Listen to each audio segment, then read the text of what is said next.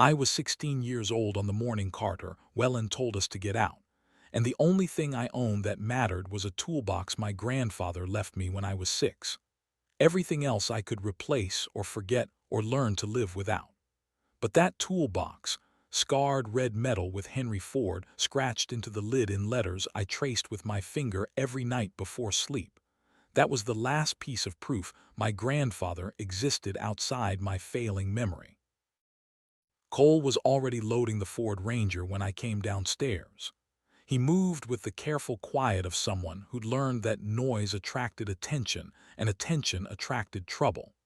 His shoulders were tight under his denim shirt, the same way they got before rodeo events back when he still competed, back before Mama died, and left us with a stepfather who saw us as obligations he never wanted and debts he never agreed to pay. The ranch house sat on 80 acres of Powder River County grassland that had belonged to Mama's family for 3 generations. She'd inherited it from her mother, who'd gotten it from her father, a lineage of tough Montana women who knew how to survive winters that killed livestock and summers that killed crops and men who drank themselves mean when the work got hard. But Mama married Carter in a moment of loneliness 2 years after my real father died. And Carter had spent the 4 years since her death claiming common law gave him rights to land his boots never worked and his hands never improved. I packed my clothes in a green duffel that smelled like the thrift store where Mama bought it. 3 pairs of jeans, 5 shirts, underwear and socks that had seen better days, a winter coat too small in the shoulders. The toolbox went in last, heavy enough that the truck bed creaked when I set it down next to Cole's welding gear, and the cardboard boxes holding everything that defined 18 years of his life. Carter didn't come out to watch us leave. He was inside with his bourbon and his resentments, nursing both in the front room where Mama used to read to me before the cancer took her piece by piece over 14 months. I could smell the whiskey from the driveway, that sweet poison scent that meant he was 3 drinks past reasonable and 2 drinks from passing out. Better to leave while he was still coherent enough to remember he wanted us gone. Cole counted the money before starting the truck. $237 in 20s and 10s and 5s, money he'd saved from ranch work and construction jobs, and 1 good rodeo win in Billings last year before everything fell apart. He folded it carefully and put it in his shirt pocket, then sat with his hands on the steering wheel, staring at nothing. "Where do you want to go?" he said. His voice was flat as the eastern Montana landscape stretching in every direction. "I don't know." He nodded once. The engine turned over on the 3rd try, that old 4.6-liter V8 with 200,000 miles and rust eating through the frame. We'd replaced the starter motor twice and the alternator once, and the transmission was making a grinding sound that meant expensive repairs we couldn't afford. But it ran, and running was enough. The road stretched east toward the sun coming up over hills that looked like old bones under thin grass. June in Montana meant wildflowers and morning light that turned everything gold, meant meadowlarks calling from fence posts and antelope watching from ridgelines, meant the kind of beauty that made you forget for a moment that you were 16 and homeless with everything you owned rattling in a truck bed. I watched it all pass outside the window and felt nothing except the hollow space where feeling used to live. Cole drove without speaking. He'd given up a rodeo scholarship to raise me after Mama died, turned down a spot on the college circuit in Bozeman that could have led somewhere. Never said it was my fault, never made me feel the weight of that sacrifice, but I felt it anyway every time I watched him work construction for $14 an hour when he should have been competing for buckles and prize money and a future that didn't involve stepfathers and evictions. We stopped for gas outside Broadview, a town that consisted of a gas station and a grain elevator, and not much else. Cole pumped $12 worth of regular while I went inside to use the bathroom and buy a bottle of water we'd split, because buying 2 meant spending money we couldn't spare. The woman behind the counter looked at me with eyes that saw too much, saw the duffel bag visible through the truck window, and the tiredness in my face, and the way I counted change twice before paying. "You kids okay?" she said. "Yes, ma'am." She handed me the water and an extra bottle she pulled from the cooler behind her. "On the house. You look like you could use it." I thanked her and left before she could ask more questions. Cole was leaning against the truck, watching a hay crew work a field across the road. Men on tractors moving in patterns that hadn't changed in 70 years, doing work that mattered in ways that lasted. His jaw was working the way it did when he was trying not to cry. "We could try Billings," I said. "You could get welding work." Cole shook his head. "Not enough money to get set up. Need first month's rent, deposit, tools. We got maybe enough for a week in a motel and food if we're careful." The math was simple and brutal. $237 divided by 2 people equaled 11 days if we spent $20 a day on food and gas. Less if the truck broke down. Less if we got sick. Less if anything at all went wrong in a world where everything went wrong eventually. "So what do we do?" He looked at me, and I saw fear in his eyes for the first time since Mama's funeral. Cole wasn't scared of work or weather or bucking horses or men twice his size looking for fights. But this arithmetic terrified him because there was no way to outwork it or outlast it or muscle through it. We were 2 kids with no family willing to take us, and no savings, and no skills that translated to immediate employment in a state where ranches were failing, and mines were closing, and small towns were dying one generation at a time. "We keep driving," he said. "Something will turn up." I wanted to believe him, but I'd stopped believing in things turning up around the same time. I stopped believing Mama would beat the cancer. We drove Highway 212 east through country that looked the same for miles, rolling grassland and distant mountains, and skies so big it made you feel small in ways that were either humbling or crushing depending on your mood. I was somewhere between both. The toolbox rattled in the truck bed, and I thought about Grandfather Henry, dead 10 years this August, a man I barely remembered except in fragments. His hands, huge and scarred and gentle when they showed me how a socket wrench worked. His voice, patient and deep, explaining that engines were just air and fuel and spark. Nothing magical, just pieces that worked together if you understood how they fit. I was 6 when he died. He'd taken me to his shop one Saturday and let me sit on his workbench while he rebuilt a carburetor, his hands moving with the certainty of 5 decades doing the same work. He'd explained each piece, given me a wrench to hold, told me I had good hands for the trade. Then he went home and had a heart attack that night and died before the ambulance arrived. Mama said he'd been the best mechanic in 3 counties, a man who could diagnose engine problems by sound and fix anything with moving parts. His shop, Wheeler and Ford Auto Repair, had been a county institution from 1965 until he retired in 2005.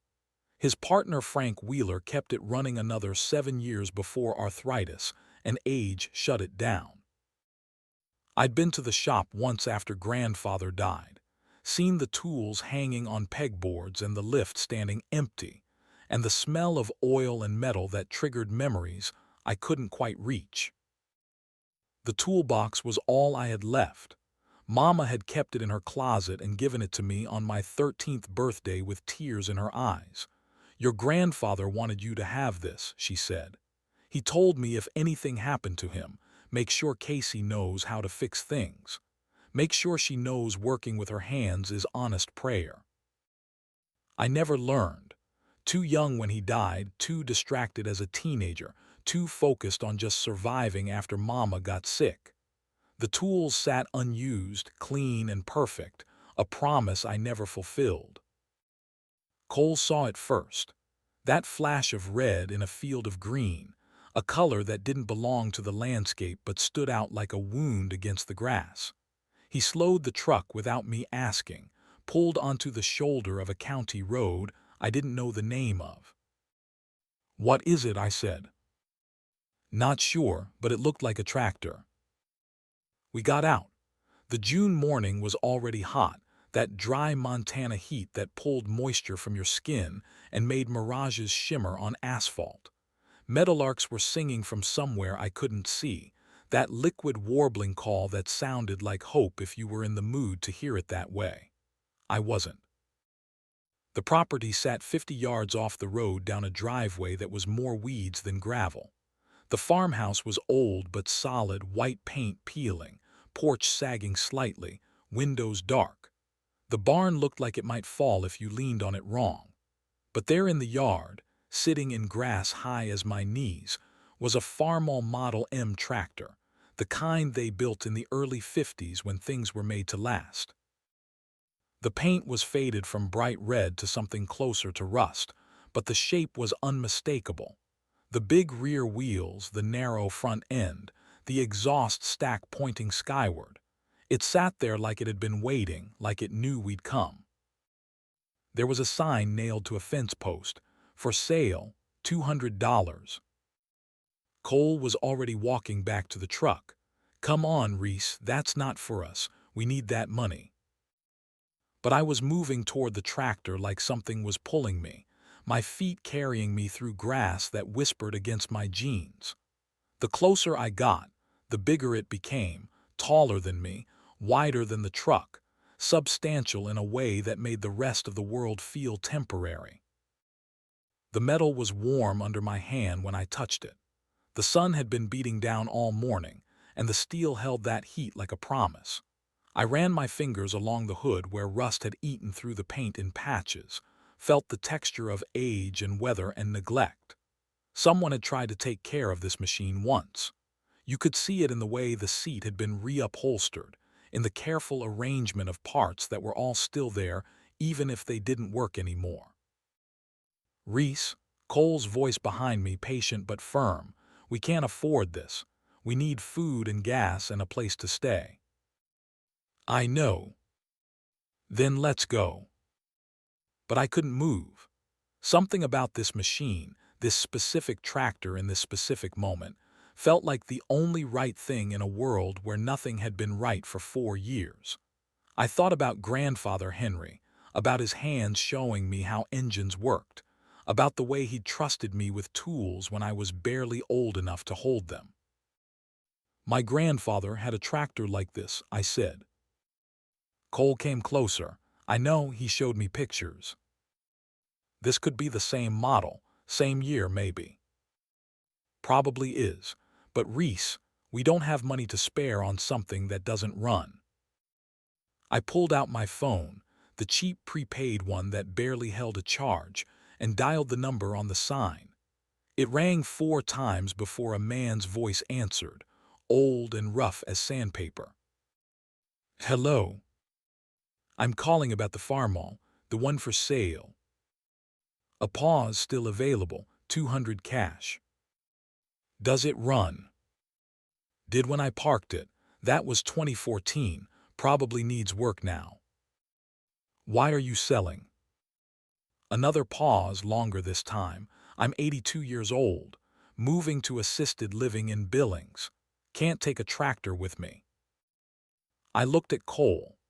He was watching me with an expression I couldn't read, something between concern and curiosity, and the acceptance that I was going to do what I was going to do regardless of logic. "I'm interested," I said. "Can I come see it?" "You're looking at it right now, aren't you?" "How did you know?" "I can see you from my window, young lady. Little farmhouse across the road. You've been standing there for 5 minutes." I turned and squinted toward the house he'd indicated. A curtain moved in one of the windows. "Come on over," he said. "I'll show you the paperwork." The man who answered the door was tall and thin, white hair combed back, hands that trembled slightly when he gestured us inside. "Frank Wheeler," he said. His voice matched his appearance, old but not frail, weathered but not broken. The house smelled like coffee and dust and old wood, the particular scent of a place lived in by someone who'd given up trying to impress anyone. The front room was neat but sparse, furniture that had seen decades of use, photographs on the mantel showing younger versions of people I didn't know. "You're just kids," Frank said. He settled into a recliner that had molded itself to his shape over years. "What do you want with a tractor?" "I don't know yet," I said. The words came out before I could filter them. "I just think I need it." Frank studied me for a long moment. His eyes were pale blue, watery with age, but sharp in a way that said he saw more than I wanted to show. "You remind me of someone. What's your last name?" "Ford, Reese Ford. This is my brother Cole."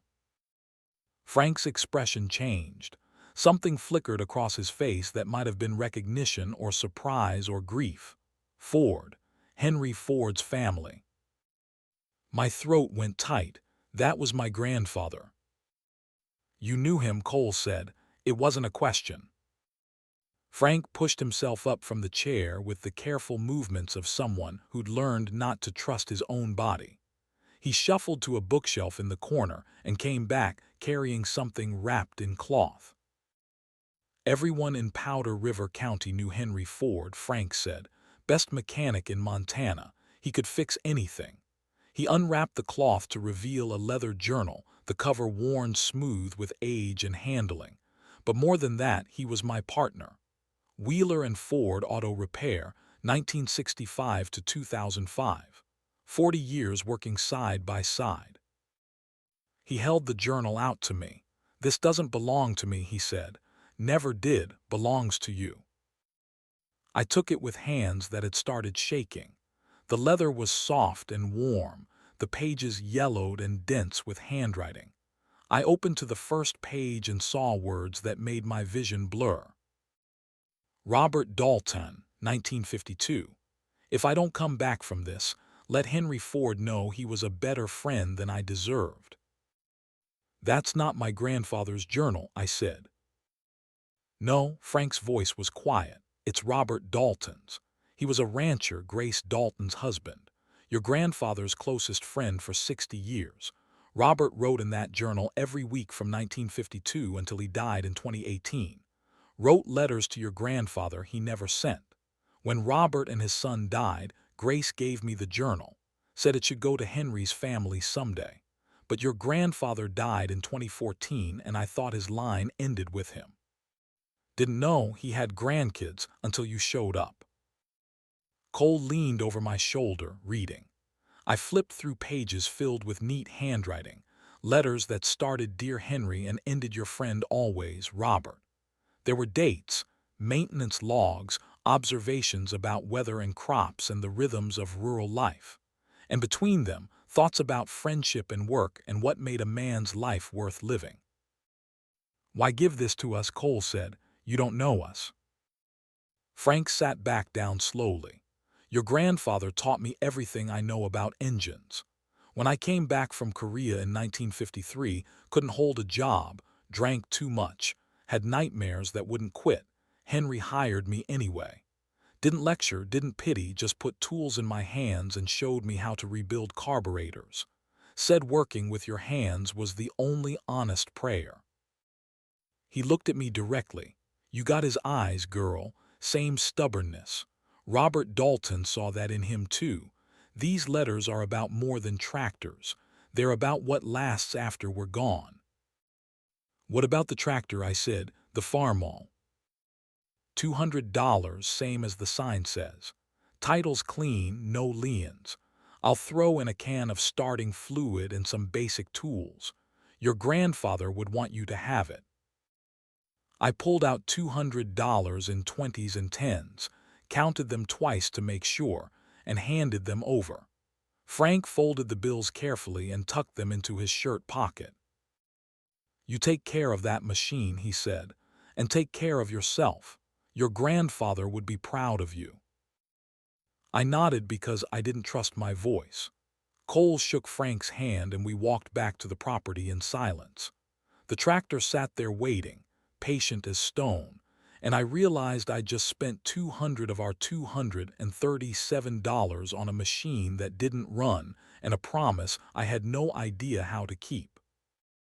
Cole hooked up the tow chain without comment, connected it to the Ranger's hitch with the efficiency of someone who'd pulled stuck vehicles out of ditches 100 times. We dragged the Farmall slowly up the driveway, its flat tires scraping gravel, and parked it on the shoulder of the county road. "We still don't have anywhere to go," Cole said, "but now we have a tractor." "I know. Which one do you think it is? Best decision we ever made or worst?" I touched the tractor's hood again, felt the warmth of metal under my palm. "I think it's the only decision we could make." We slept in the truck that night, parked at a rest area off Highway 212. Cole laid out a tarp in the bed and we used our clothes as pillows. The Farmall sat behind us on its trailer, dark against the darker sky, and I couldn't sleep. My mind kept circling back to everything we'd lost, everything we didn't have. No home, no family willing to take us, no plan beyond driving until the gas ran out. But I had Robert Dalton's journal in my hands, and in the dim light from the rest area lamps, I could make out his careful handwriting, words written to a man who'd been dead for 10 years but who lived in these pages like he'd just stepped out of the room. The first entries were maintenance logs, oil changes on the Farmall, tire repairs, belt replacements. Dates and specifications written in the patient detail of someone who cared deeply about doing things right. Robert wrote like he expected someone to read this someday, like he was teaching through the page. Then, tucked between notes about a carburetor rebuild, I found the first real letter. May 1952. Dear Henry, the Farmall arrived yesterday. Most beautiful piece of machinery I've ever owned. You were right about the Model M. It's got the power for what I need and the simplicity to keep it running. Started on the second try, ran smooth as anything. I took her through the north pasture and she handled like you said she would. I'm writing this because I need you to know something. When I came back from Korea, I thought I was broken past fixing. You showed me I was wrong. Not with words, just by working next to me in that shop, teaching me that engines make sense even when the world doesn't. This tractor is proof I can build something, not just survive. That matters more than I can say. Your friend always, Robert. I had to stop reading because my eyes were blurring.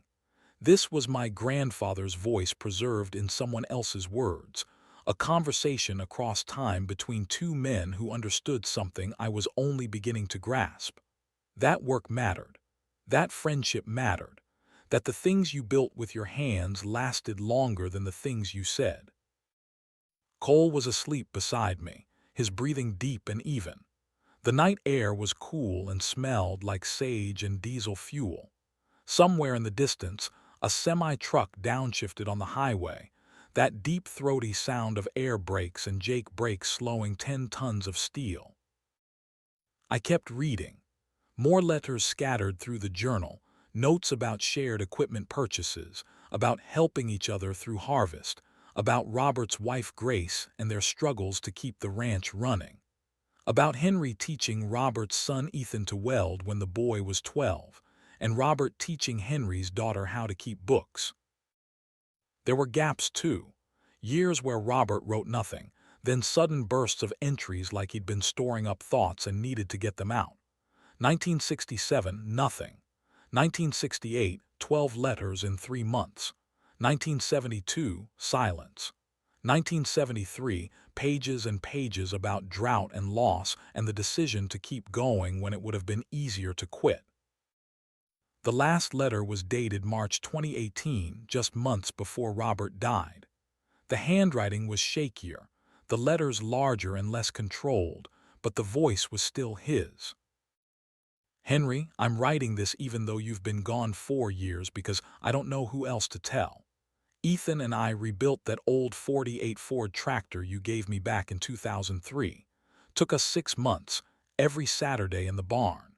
Grace said it was wasteful, spending money on something that old when we could buy new. But I told her this was the last thing I'd teach Ethan before he went off to college, worth more than money. We finished it yesterday. Runs perfect. Ethan's got your patience with machines, my stubbornness with land. He's going to make something of himself. I wish you could see it. Been thinking about what matters, not the farm, not the equipment. Those are just tools. What matters is the work we do and the people we do it with. You were a better friend than I deserved, Henry. When I'm gone, Grace has instructions to make sure this journal gets to your family. Tell them metal and friendship, both stronger when forged in fire. Your friend always, Robert.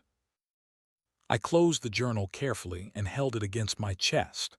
The night felt enormous around me, full of possibility and terror in equal measure. Robert Dalton had written these words thinking about legacy, about passing knowledge forward, about the things that lasted when bodies failed and memories faded. But his son Ethan was dead. The journal said so in a single entry dated October 2018, Grace's handwriting instead of Robert's. Robert and Ethan died together today. Ranch accident. They were moving cattle and a truck rolled. Both gone before the ambulance arrived. I don't know what to do with this grief. The words were simple and devastating. Frank Wheeler had mentioned it, but seeing it in Grace's hand made it real. Robert Dalton spent 6 months teaching his son to rebuild a tractor, finished it, and 3 months later they both died. The tractor sat perfect and useless while the knowledge died with them. I didn't know what I was doing. Didn't know how to start a tractor that hadn't run in 9 years. Didn't know where Cole and I would sleep tomorrow night. Didn't know anything except that I was 16 and homeless and terrified. But I had this journal.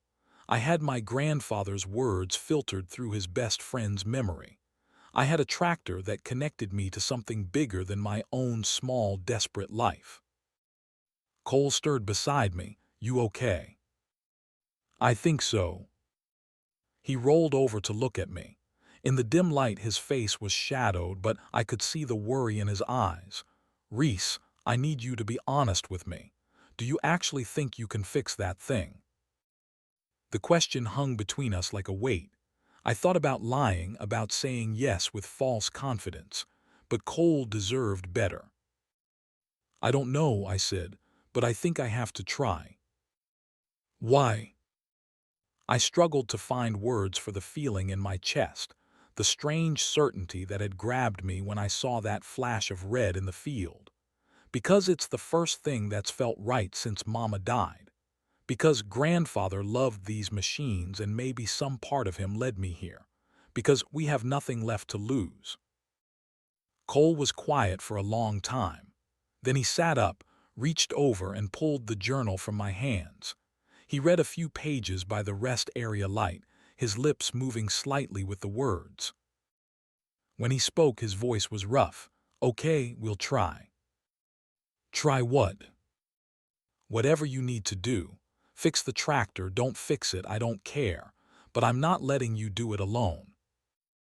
I felt tears coming and tried to stop them. Cole, you already gave up everything for me. The rodeo scholarship, college, your whole future. He shook his head. That stuff was never my future. You are. You're the only family I got left and the only thing in this world I'm sure about. So if you think this tractor matters, we make it matter. What if I'm wrong? What if I can't do it? Then we fail together, better than not trying. I leaned against his shoulder and let myself cry for the first time since the morning Carter told us to leave. Not loud, not dramatic, just tears that had been building for years finally finding their way out.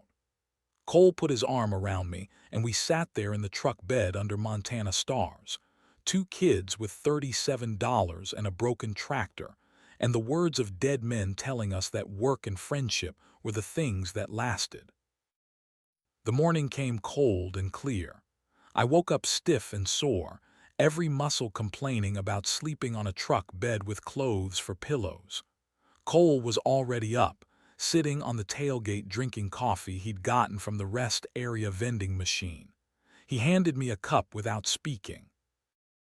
The Farmall looked different in morning light. Less romantic, more real. Rust was obvious now, eating through the paint in a dozen places. The tires were cracked and flat. The seat was torn. The whole machine sat at a slight angle, listing to one side like it had given up. I climbed up into the seat anyway. The metal was cold through my jeans. The steering wheel was worn smooth by decades of hands I'd never know. My fingers found the grooves, and I could almost feel my grandfather there, overlapping with me across time. Cole came over with the journal. I read this part last night while you were sleeping. There's a whole section on starting procedures. He opened to a page Robert had marked with a faded ribbon. The writing was detailed, step by step, the kind of instructions someone writes when they know the reader needs help. Starting the Farmall M after long storage, Robert had written, first, check fuel. Second, check oil. Third, check spark plugs. Fourth, prime the carburetor. Fifth, set the choke. Sixth, engage the starter. Don't force it. Let the engine tell you what it needs. I looked at the tractor, then at my brother, then back at the journal. I don't remember grandfather teaching me any of this. Cole's expression was gentle. You were 6, Reese. Nobody expects you to remember. But I told you I knew how to fix it. I lied. I know. The admission sat between us like a stone. I'd spent $200 we couldn't spare on a machine I had no idea how to repair, based on a memory that didn't exist and a confidence I didn't have. Cole should have been angry, should have demanded we sell it for scrap and get what money we could. Instead he said, so we learn, together, that's what the journal's for. What if we can't? Then at least we tried. That's more than most people do.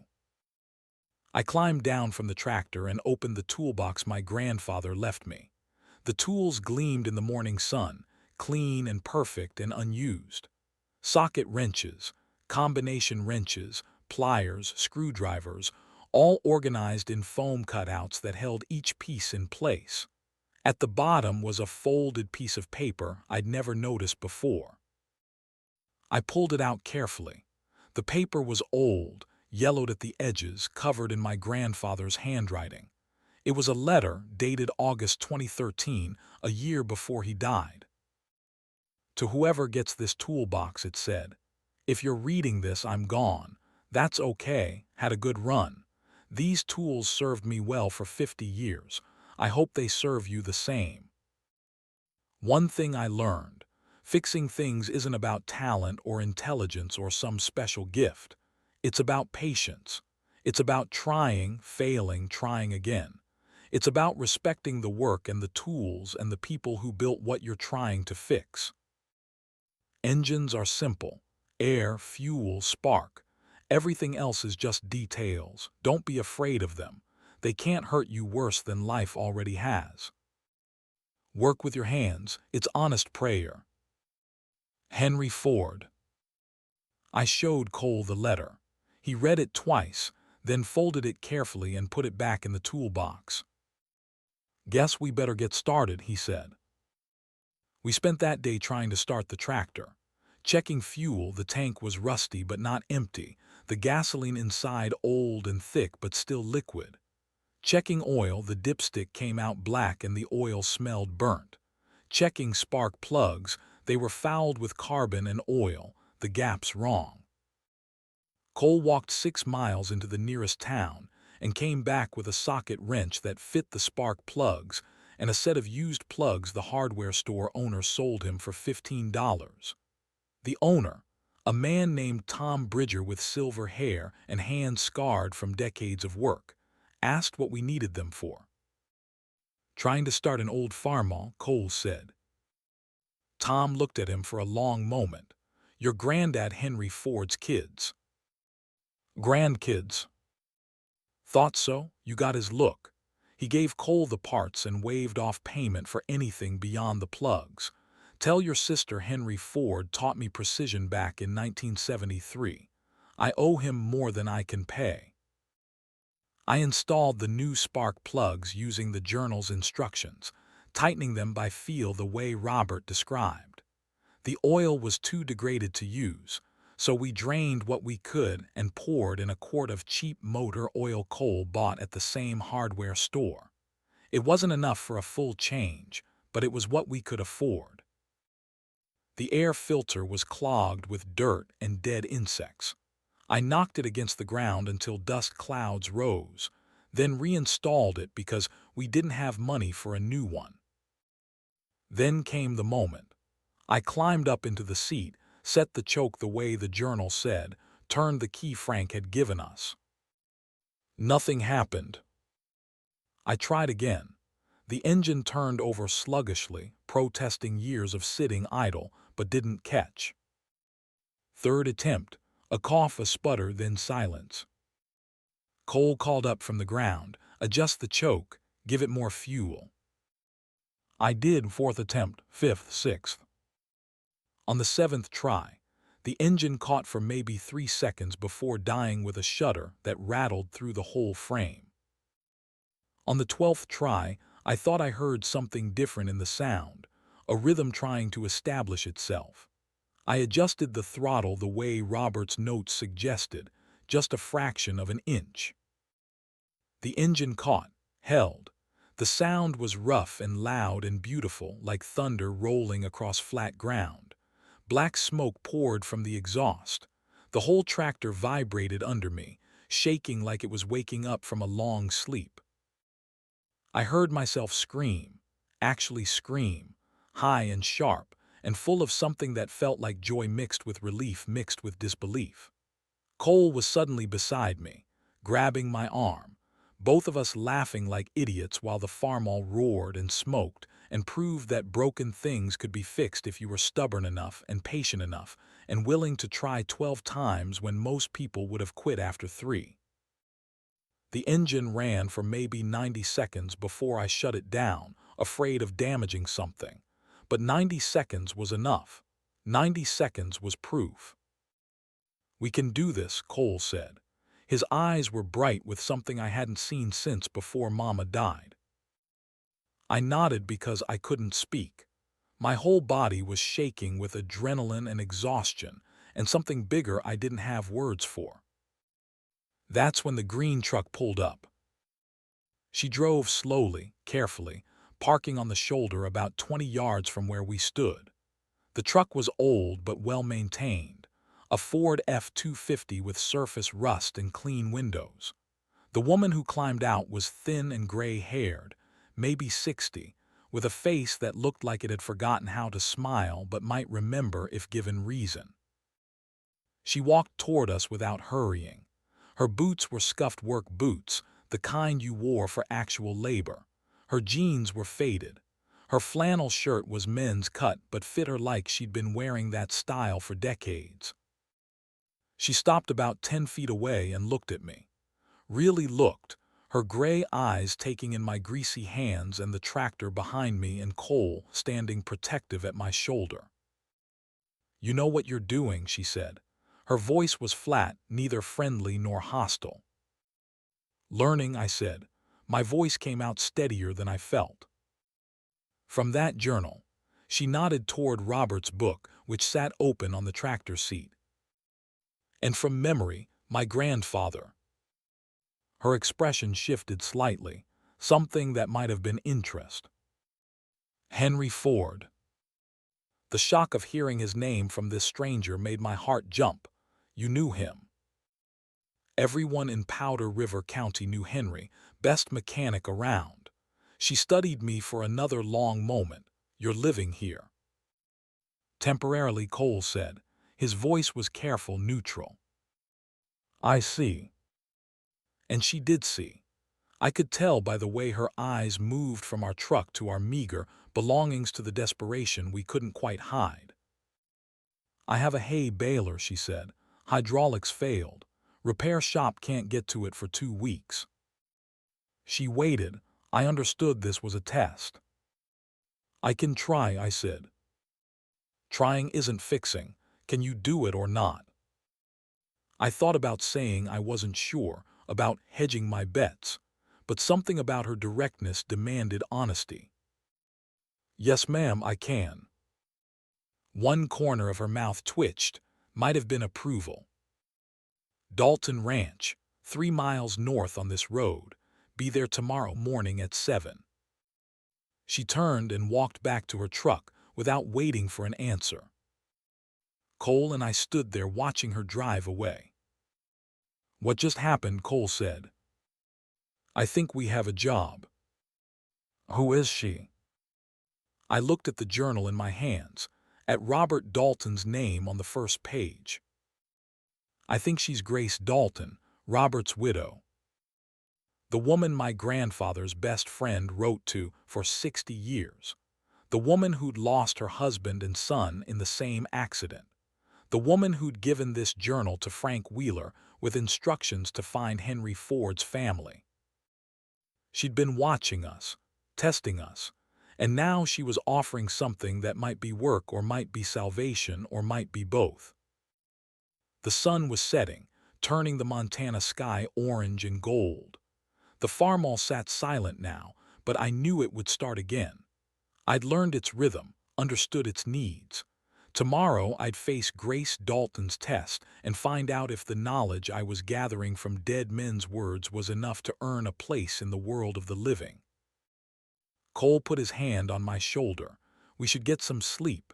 Tomorrow sounds like it's going to be a long day. We climbed back into the truck bed, wrapped ourselves in the tarp against the cooling night. I held Robert's journal close and thought about the letter I'd read the night before. Metal and friendship, both stronger when forged in fire. We were being forged.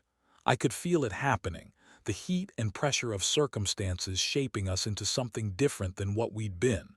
Whether we'd come out stronger or break under the strain, I didn't know. But I knew we were trying. And trying, my grandfather had written, was honest prayer. I closed my eyes and slept. The Dalton Ranch sat 3 miles north on County Road 47, exactly where Grace said it would be. We arrived at 6:45, Cole driving slow, because the tractor-trailer made the old Ranger handle like a boat in high wind. The morning was cold enough that our breath fogged in the cab, that particular Montana June cold that came before the sun burned it off, and reminded you winter was never really gone, just waiting. The property looked different from Frank Wheeler's place, different from the neglected farmhouse where we'd found the Farmall. This was a working ranch, the kind that had been maintained with care and intention for generations. The house was white with fresh paint, the porch swept clean, flower boxes under the windows holding geraniums that someone watered regularly. The barn was massive and straight, red paint faded but intact, the kind of structure that had been built right 100 years ago and kept right ever since. Fields stretched in every direction, already showing the green of growing hay. Fence lines ran straight and true, posts solid, wire tight. This was land that mattered to someone, land that got the work it needed. Grace came out of the barn when she heard the truck. She was wearing the same work clothes as yesterday, flannel shirt and faded jeans, boots that had seen 1,000 days exactly like this one. Her hair was pulled back in a braid that showed the gray without trying to hide it. She walked with the economy of movement that came from a lifetime of physical labor, no wasted steps, no unnecessary gestures. The balers in the machine shed, she said without preamble. She led us there without small talk, without the kind of conversation people use to fill silence.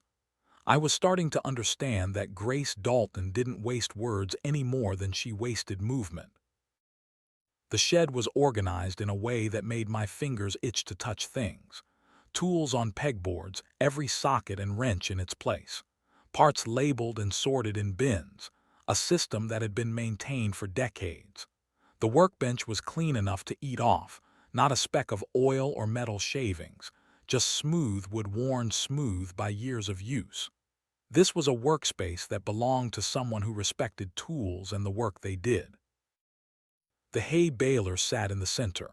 It was massive, complex, a maze of moving parts and hydraulic lines and mechanisms I didn't understand. New Holland model, probably 20 years old, the kind of equipment that cost as much as a new truck and lasted twice as long if you maintained it properly. Grace gestured to it without ceremony. Hydraulics failed 3 days ago. Everything else works fine. I need it running by haying season. That's 2 weeks from now. I walked around it slowly, trying to look like I knew what I was doing. The truth was I'd never worked on a hay baler before, never even seen one this close. But hydraulic systems were hydraulic systems, fluid under pressure moving pistons, the same principles whether it was a baler or a tractor or a car jack. Robert's journal had a section on hydraulics. I'd read it last night by flashlight, trying to absorb information I didn't fully understand. Seals, cylinders, pressure relief valves, fluid reservoirs. The words had seemed abstract on the page. Now I was looking at them made real in steel and rubber and oil. "Can I look at the journal?" I said. Grace nodded. "Take your time, but you got until sunset, that's the deal." Cole and I spent the first hour just studying the baler, comparing it to the diagrams and notes Robert had drawn. He'd been meticulous, labeled everything, written specifications and tolerances and replacement procedures. There was an entire page about the main hydraulic cylinder, dated 2015, describing a seal replacement he'd done with Ethan's help. Main cylinder seal failed due to age and temperature cycling, Robert had written. Common failure point on this model. Replaced with Parker V seal, part number 2329. Torque sequence critical to prevent leaks. Ethan did the disassembly I supervised. He's learning. I found the main cylinder and traced the hydraulic lines with my fingers, feeling for wetness that would indicate leaks. There. The cylinder was damp with hydraulic fluid, a slow seep that had probably been happening for weeks before it failed completely. The seal had cracked, probably from the same age and temperature cycling Robert described, and now the system couldn't build pressure. "I think I found it," I said. Grace came over, looked where I was pointing. "That what you think it is?" Seal failure in the main cylinder. Fluids leaking out, system can't maintain pressure. "How do you know?" I showed her the journal entry. Robert had the same problem in 2015. Grace's expression didn't change, but something shifted in her eyes. Something that might have been pain or recognition or both. She touched the page where her husband's handwriting described working with their son, then pulled her hand back quickly like the paper burned. "You got the parts to fix it," she said. Her voice was carefully neutral. She pointed to a parts cabinet against the wall. Second drawer, organized by size. Of course they were. I found the seal I needed still in its package, labeled and dated, kept in inventory against the day it would be needed again. This was the kind of preparedness that came from decades of ranching, from knowing that equipment failed at the worst possible times, and having parts on hand meant the difference between a day of downtime and a week. I got to work. Cole helped where I needed him, holding components while I removed bolts, catching hydraulic fluid in pans we found under the workbench, lifting the heavy piston assembly when my arms weren't strong enough. But the diagnosis was mine. The work was mine. The hydraulic cylinder came apart in pieces, each one revealing the precision engineering that made these systems work. Piston, rod, seals, cylinder wall, all machined to tolerances measured in thousandths of an inch.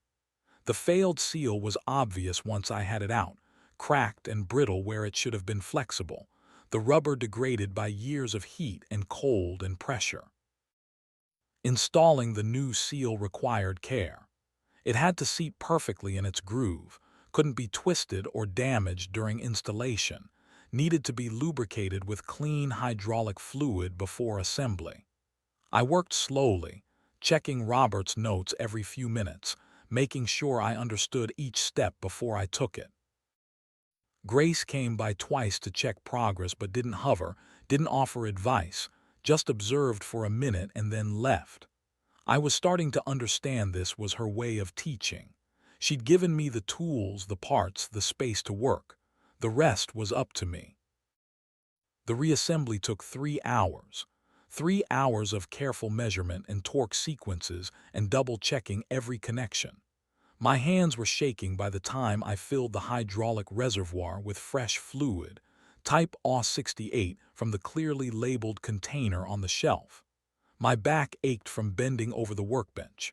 My fingers were cut in a dozen places from sharp edges I hadn't seen coming. Cole had been quiet for the last hour, just handing me tools when I asked and staying out of the way when I didn't. Now he spoke. "You know what you're doing," he said. It wasn't a question. "I'm figuring it out." "No," his voice was firm, "you're doing it. There's a difference." I wiped my hands on a rag and looked at the baler, reassembled and waiting. The moment of truth. Either it would work or I'd wasted 8 hours and failed Grace's test, and we'd be back on the road with nowhere to go. Grace appeared in the doorway like she'd been waiting for this moment. "You done?" "I think so." She walked to the baler and started it without ceremony. The engine caught immediately, that diesel rumble that sounded the same whether it was powering a tractor or a baler or a generator. Then she engaged the hydraulic system. The sound was immediate and perfect. Pistons moving smoothly, pressure building, rams extending and retracting through their full range of motion. Everything working the way it was designed to work, the way Robert had maintained it for 20 years until the day he died. Grace ran the baler through its full sequence, testing every function, pushing it harder than normal operation would require. Then she shut it down and looked at me. "You'll do," she said. It wasn't praise exactly, but coming from her it felt like it.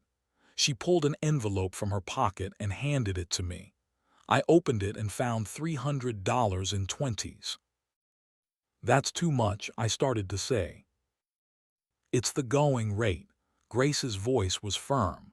"You did professional work, you get professional pay. Don't insult it by saying it's charity." I folded the money carefully and put it in my pocket. "Thank you, ma'am." Grace studied both of us for a long moment. The silence stretched out, the kind of quiet that felt like it had weight and meaning. Then her voice came softer than I'd heard it yet. "I have a bunkhouse. Been empty since my husband died. 2 beds, kitchen, bathroom, needs cleaning but it's sound." My heart was suddenly pounding. The implication was clear, but I was afraid to assume, afraid to hope. "Ma'am," I started. "Conditions," Grace said.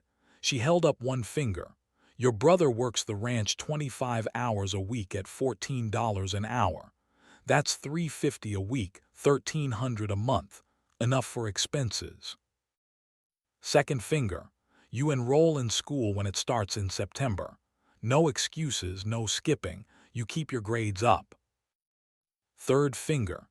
"No drinking, drugs, or trouble. You respect the property and each other." Fourth finger. "Every Sunday you work on that Farmall with me. You learn everything Robert and Henry knew. No shortcuts. If you quit, you leave." I couldn't speak. Cole found his voice first. "Why would you do this?" he said. His tone was respectful but direct. Grace's face went carefully blank, that same neutral expression she wore when she didn't want to show feeling. "Because your sister reminds me of someone. Because I have space going to waste. Because people helped me once when I needed it and I'm passing it forward." She looked at me directly. "Do we have a deal?" I still couldn't process that someone was offering us shelter without wanting something impossible in return, without conditions we couldn't meet, without the expectation that we'd fail. Cole's hand landed on my shoulder, and I realized I was shaking. "Yes, ma'am," Cole said quietly. "We have a deal." "One more thing." Grace's voice was softer now, almost gentle. "Your sister needs a legal guardian. Your stepfather can't just throw you out. You'll need to file for guardianship." Cole's jaw tightened. "I don't know how." "I do." Grace pulled out her phone. "I'll call Reverend Hayes. He'll know a lawyer who can help." The bunkhouse was small and clean and the most beautiful thing I'd ever seen. 2 beds with actual mattresses, a kitchen area with a stove and refrigerator that worked, a bathroom with a shower that had hot water. The walls were bare but freshly painted white. The floors were wood, old but solid, swept clean. There was a photograph on the wall above the small dining table. Grace, younger but still recognizable, standing between a tall man with kind eyes and a teenage boy who had his father's build and his mother's serious expression. They were in front of this very bunkhouse, the 3 of them, and they looked happy in a way that made my chest ache. "Robert, Ethan, and me," Grace said from the doorway. She'd followed us in carrying a box of sheets and towels, taken 4 years ago, month before they died. "I'm sorry," I said. The words felt inadequate, but I didn't have better ones. Grace set down the box. They were working on a tractor together when the accident happened. Old Ford they'd spent 6 months rebuilding. Finished it, started it, ran it to test the hydraulics. Truck they were using to pull it had a brake failure on a hill. Rolled. Both gone before the ambulance got there. Her voice was steady, but I could hear the effort it took to keep it that way. For years I let that knowledge rot. Everything Robert knew, everything he was teaching Ethan, I couldn't look at it. Covered the tractors, locked the shop, let the equipment sit. She looked at me. "Then you showed up with that Farmall and that journal and your grandfather's stubbornness. Last chance to pass it on before it dies with me." "You don't owe us anything," Cole said. No, Grace's eyes were fierce, "but I owe Robert, and I owe Ethan. They believed working knowledge should survive the people who carry it. You give me the chance to honor that." She left us there with the box of linens and the photograph of her family, and the understanding that we'd been given something precious, something that came with responsibility and expectation, and the weight of grief being transformed into purpose. That night, our first night in the bunkhouse, I lay awake listening to Cole's breathing from the other bed. $300 from fixing the baler plus the 37 we had left meant we had $337. More money than we'd had in months. More than that, we had work and shelter and someone willing to teach. But we didn't have legal guardianship. Carter could still come for us, could still use the law to drag me back or put me in foster care or split us apart. Grace was right. We needed to make it official. Reverend Samuel Hayes was 65 years old with silver hair, and the kind of presence that made you stand straighter when he entered a room. He'd been an attorney in the Judge Advocate General's Corps for 20 years before retiring and becoming a minister, which meant he understood both law and grace in ways that made him uniquely qualified to help. He met us at his church office 3 days later, a small room with bookshelves full of legal texts and theological commentaries sitting side by side. Grace came with us, her presence a silent endorsement that carried weight in a county where everyone knew everyone and reputation mattered. "The process isn't simple," Hayes said. He was reviewing the papers Cole had brought, what little documentation we had. "Cole needs to prove he can provide for you. Stable income, stable housing, character references. The court will want to know you're not just surviving but thriving." Grace spoke up. "I'll testify. Cole's a good worker, reliable, shows up on time. Reese is enrolled for school in September. They've got the bunkhouse as long as they need it." Hayes made notes. "That helps. We'll also need someone to vouch for character, Tom Bridger if he's willing, maybe Frank Wheeler. They'll vouch, Grace said with certainty. The filing fee is $200, Hayes continued.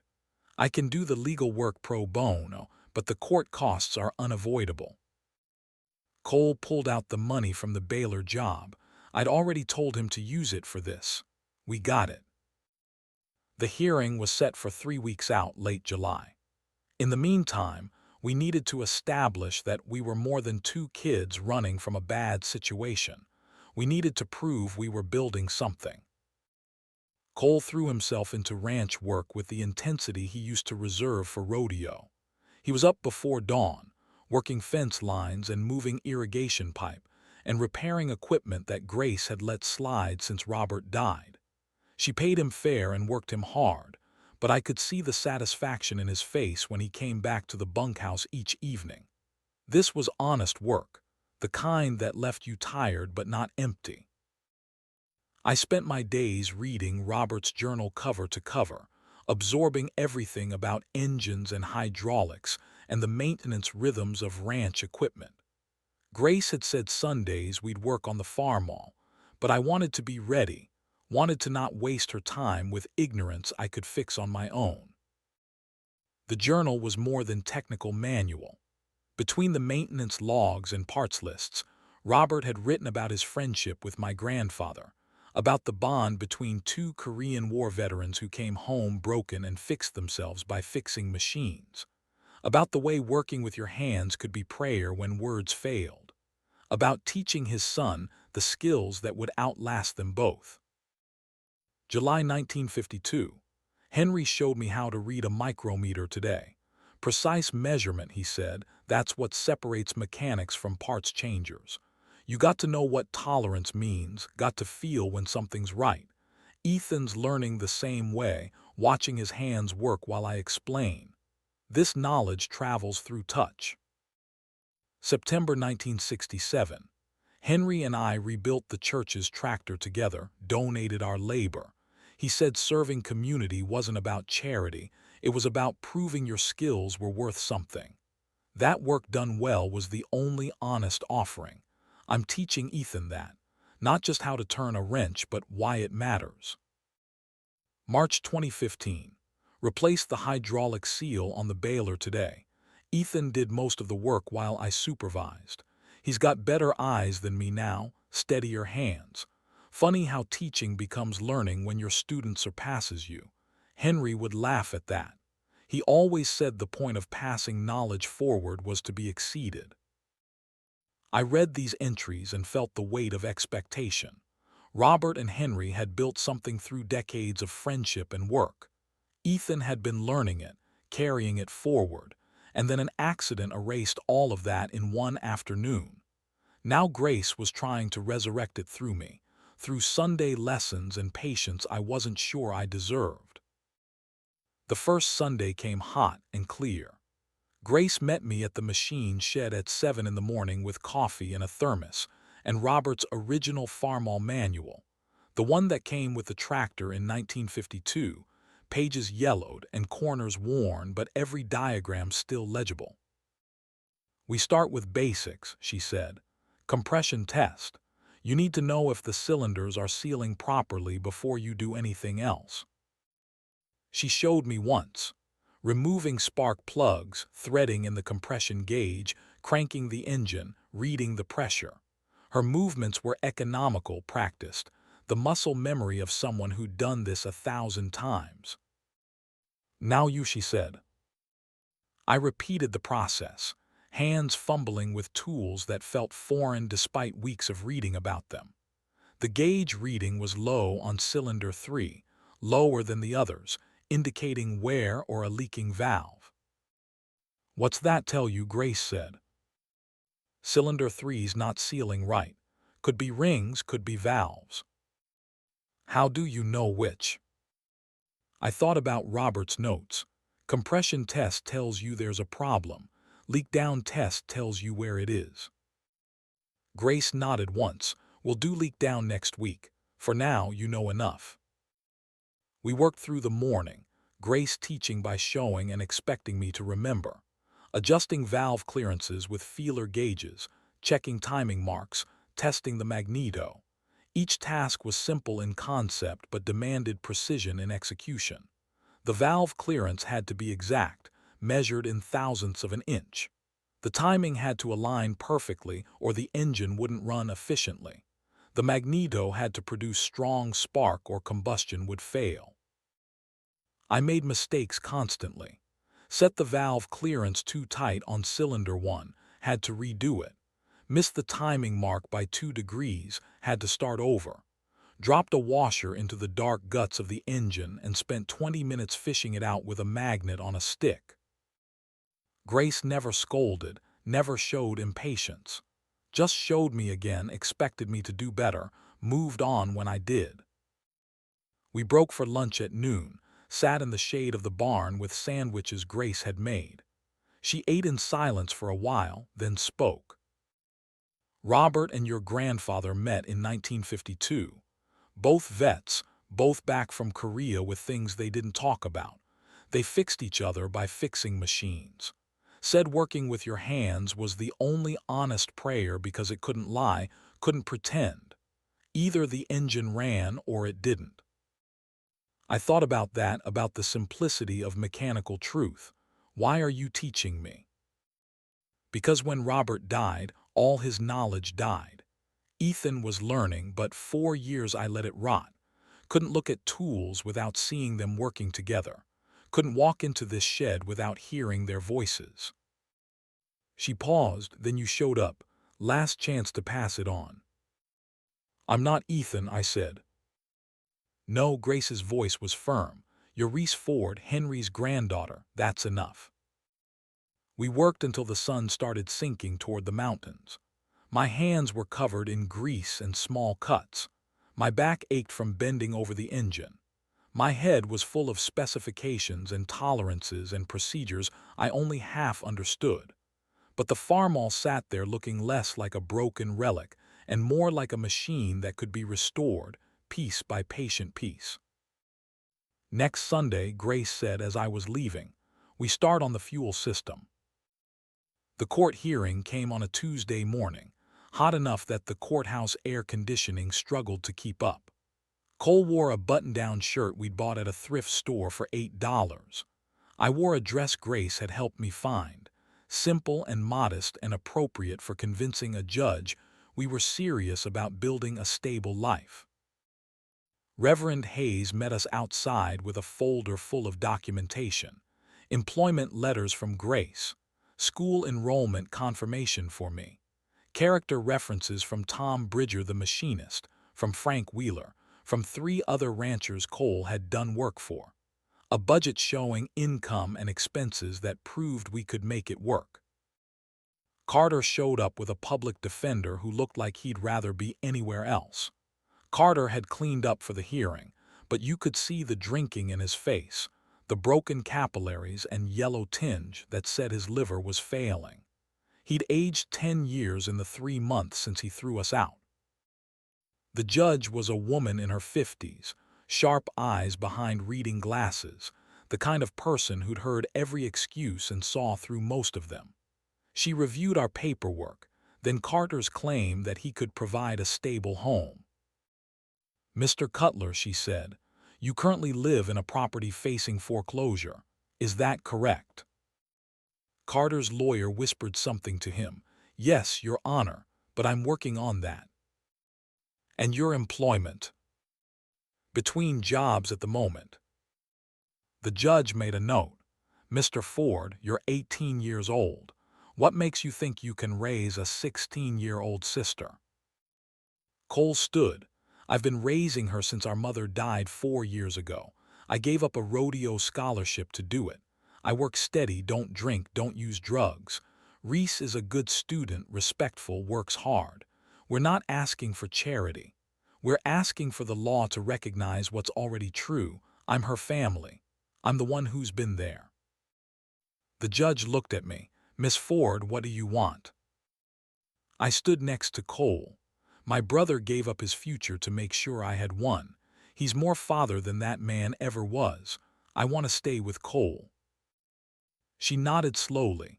reviewed more papers, called Reverend Hayes to the stand, who testified about our character and circumstances, called Grace, who spoke with the quiet authority of someone whose word carried weight in this county.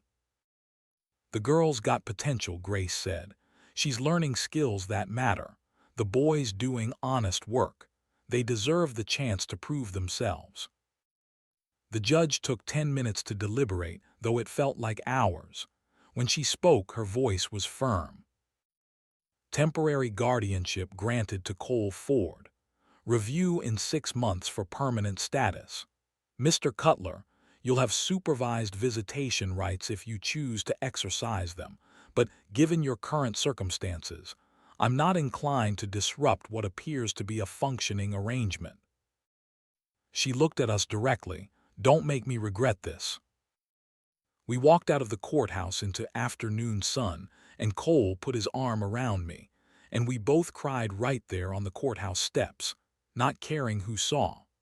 Reverend Hayes stood by quietly until we composed ourselves, then shook our hands with the gravity of someone who understood what this meant. "You've got 6 months," he said. "Make them count." Summer rolled into fall. I started school at Powder River High, a small building that held maybe 300 students from a county that covered more square miles than some eastern states.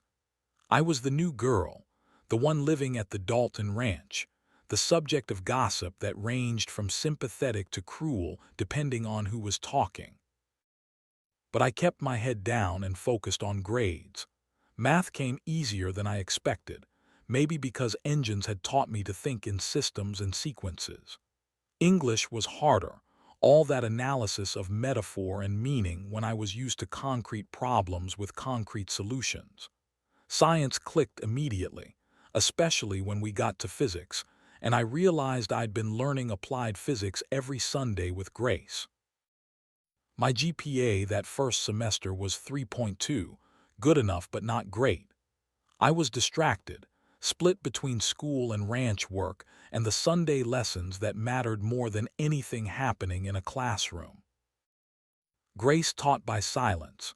She'd show me something once, cleaning a carburetor or adjusting a governor or testing a fuel pump, her hands moving with the certainty of decades. Then she'd hand me the tools and expect me to remember. No repetition, no patience for questions I should be able to answer myself. It was brutally effective. I learned to pay attention, to watch closely, to trust my memory and my hands. Learned that failure was part of the process, that getting it wrong the first time meant you'd remember it right the second time. December came cold and gray. The Farmall was running better, not perfect but functional, reliable enough to use for light work around the ranch. Grace had me driving it, getting familiar with its quirks and rhythms, understanding how it responded to throttle and load. One Sunday in mid-December, cold enough that our breath fogged in the unheated machine shed, Grace finally told me the story I'd been waiting to hear. "Robert and Henry met at a VA meeting in 1952, she said. "We were working on valve springs, her hands showing me the delicate process of compressing them without breaking the thin metal. Both of them dealing with things they couldn't talk about from the war. They started working on engines together. Said it was easier to fix machines than fix themselves, but fixing machines was how they got fixed anyway." She paused, removed a valve, examined it for wear. "Your grandfather had a gift. Could diagnose problems by sound, by smell, by the way an engine vibrated. Robert learned from him, got good enough to keep this ranch running when equipment was expensive and new parts weren't in the budget." "They taught each other," I said. "More than that. They saved each other." Grace's voice was quiet. "Robert said Henry taught him that working with your hands was honest prayer, that you couldn't lie to an engine, couldn't pretend competence you didn't have. Either it ran or it didn't. That kind of truth was what he needed." "What about you?" I asked. "Did Robert teach you?" "Everything." Her hand stilled on the valve spring. "When we married in 1959, I didn't know a socket wrench from a pipe wrench. By the time Ethan was born in 1981, I could rebuild a transmission. Robert said knowledge shouldn't die with gender, should live in anyone willing to learn. She looked at me directly. Ethan was learning. Had his father's patience, your grandfather's ear for engines. They finished that Ford tractor the week before they died. Perfect restoration. Then the accident took them both and all that knowledge with them. Her voice stayed steady, but I saw her hands shake slightly. For years I couldn't touch their tools. Then you showed up with Henry's stubbornness and Robert's journal, and I realized I had one chance left to pass it on. Not to Ethan. He's gone. But to you.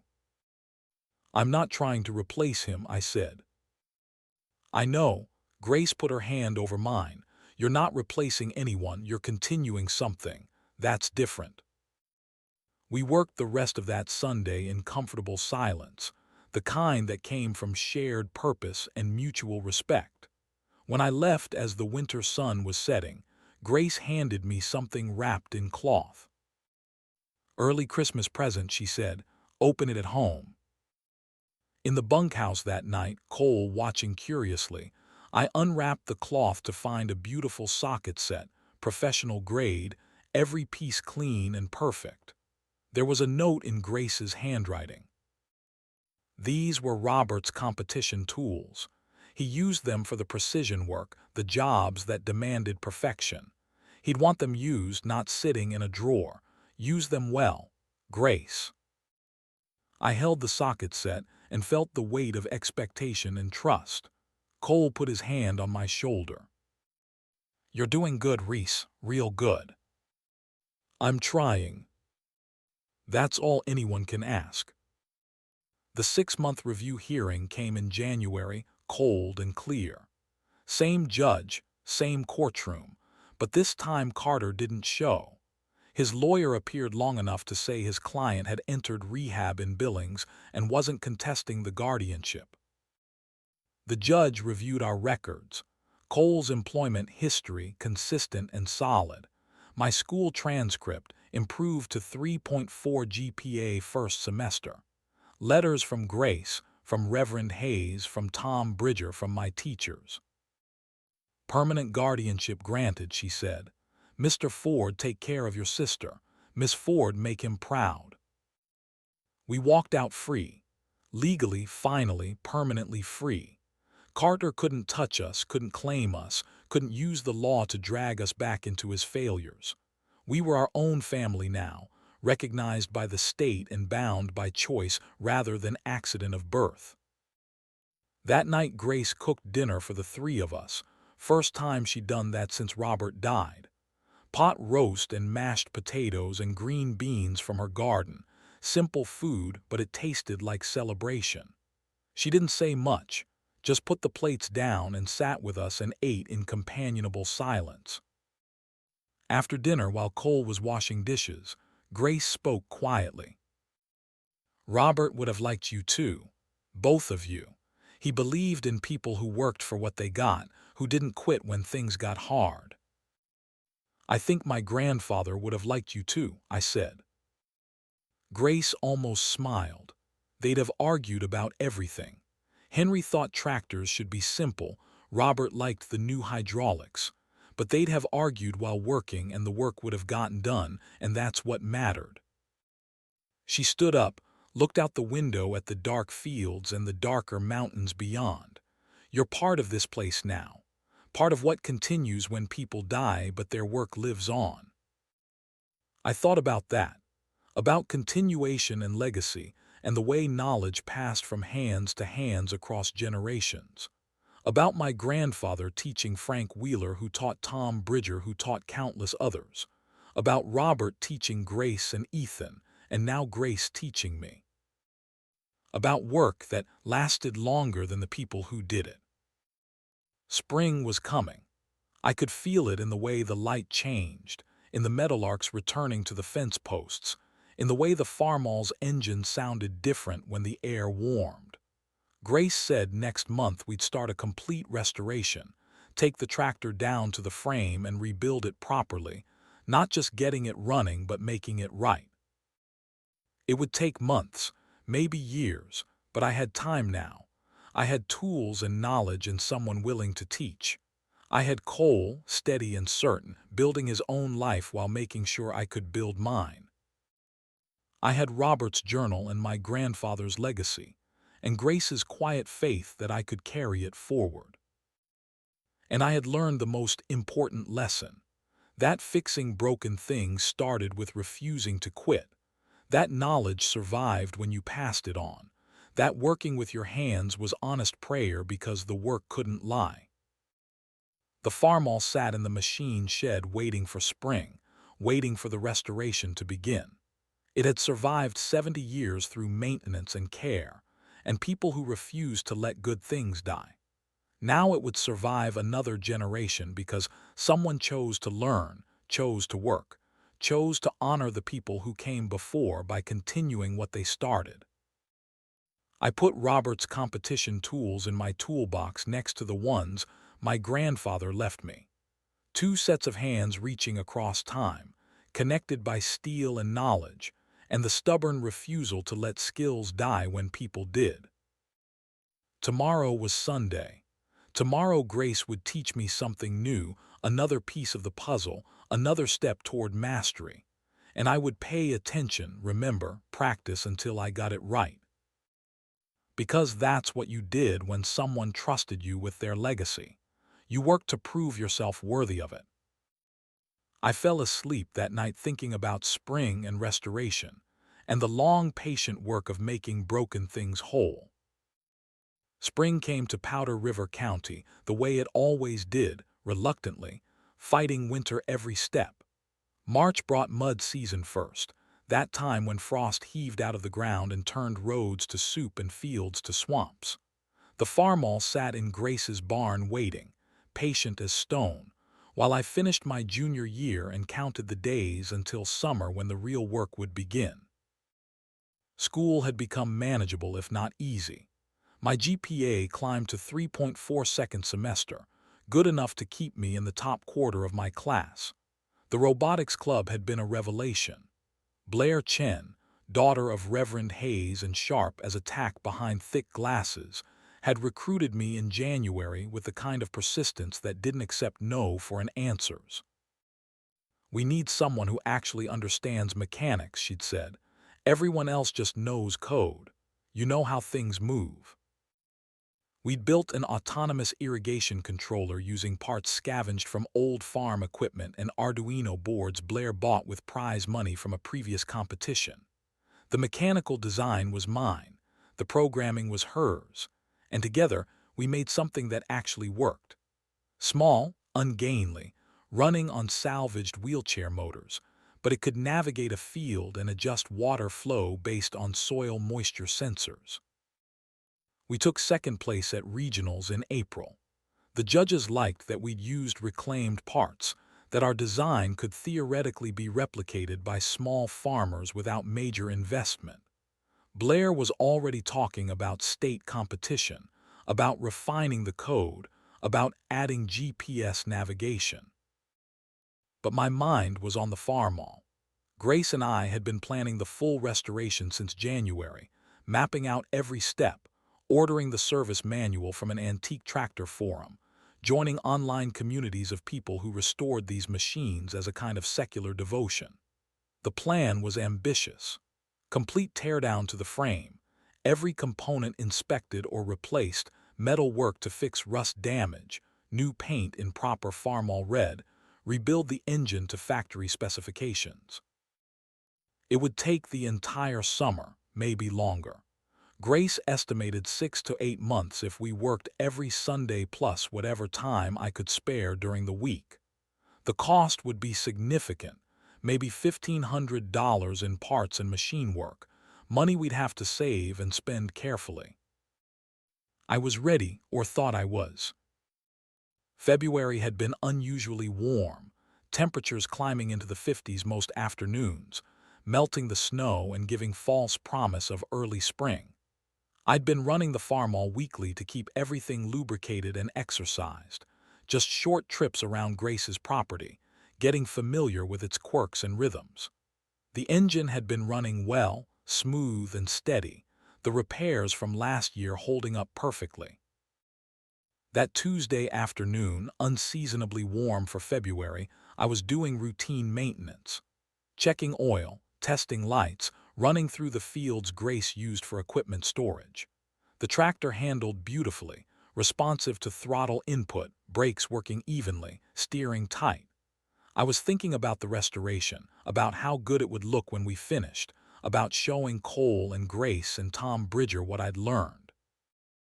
Then the sound. Metal on metal, a shriek that cut through the engine noise like a knife. Clang, clang, clang 3 times in rapid succession, each impact louder and more violent than the last. The whole tractor shuddered. The engine noise changed from smooth rumble to grinding chaos. Then silence. Complete, terrible silence as the engine seized mid-stroke, locked solid, refusing to turn. Oil was everywhere, pouring from a hole in the side of the engine block, thick and black, pooling in the dirt beneath the tractor. Steam rose from hot metal meeting cold February air. The smell of burning oil and hot steel filled my lungs. I sat there with my hands frozen on the steering wheel, my heart hammering against my ribs, knowing what had happened even before I climbed down to look. The evidence was unmistakable. A connecting rod had broken, punched through the cylinder wall from the inside, and torn a jagged hole in the engine block. The kind of catastrophic failure that didn't get fixed with a replacement part and an afternoon's work. The kind that meant the engine was destroyed. Grace came out of the barn when she heard the noise. She didn't run, didn't hurry, just walked with that same economical movement she used for everything. But I could see the tension in her shoulders, the way her jaw tightened when she saw the oil on the ground. She examined the damage without speaking, touched the engine block where the rod had punched through, ran her fingers along the jagged metal, tried to turn the crankshaft manually. It wouldn't budge, seized solid by the forces that had torn the engine apart from the inside. "Thrown rod," she said finally. Her voice was flat, factual. "Connecting rod broke, punched through the cylinder wall. Engine seized. You felt it let go." It wasn't a question, but I answered anyway. "Yes, ma'am." "Can it be fixed?"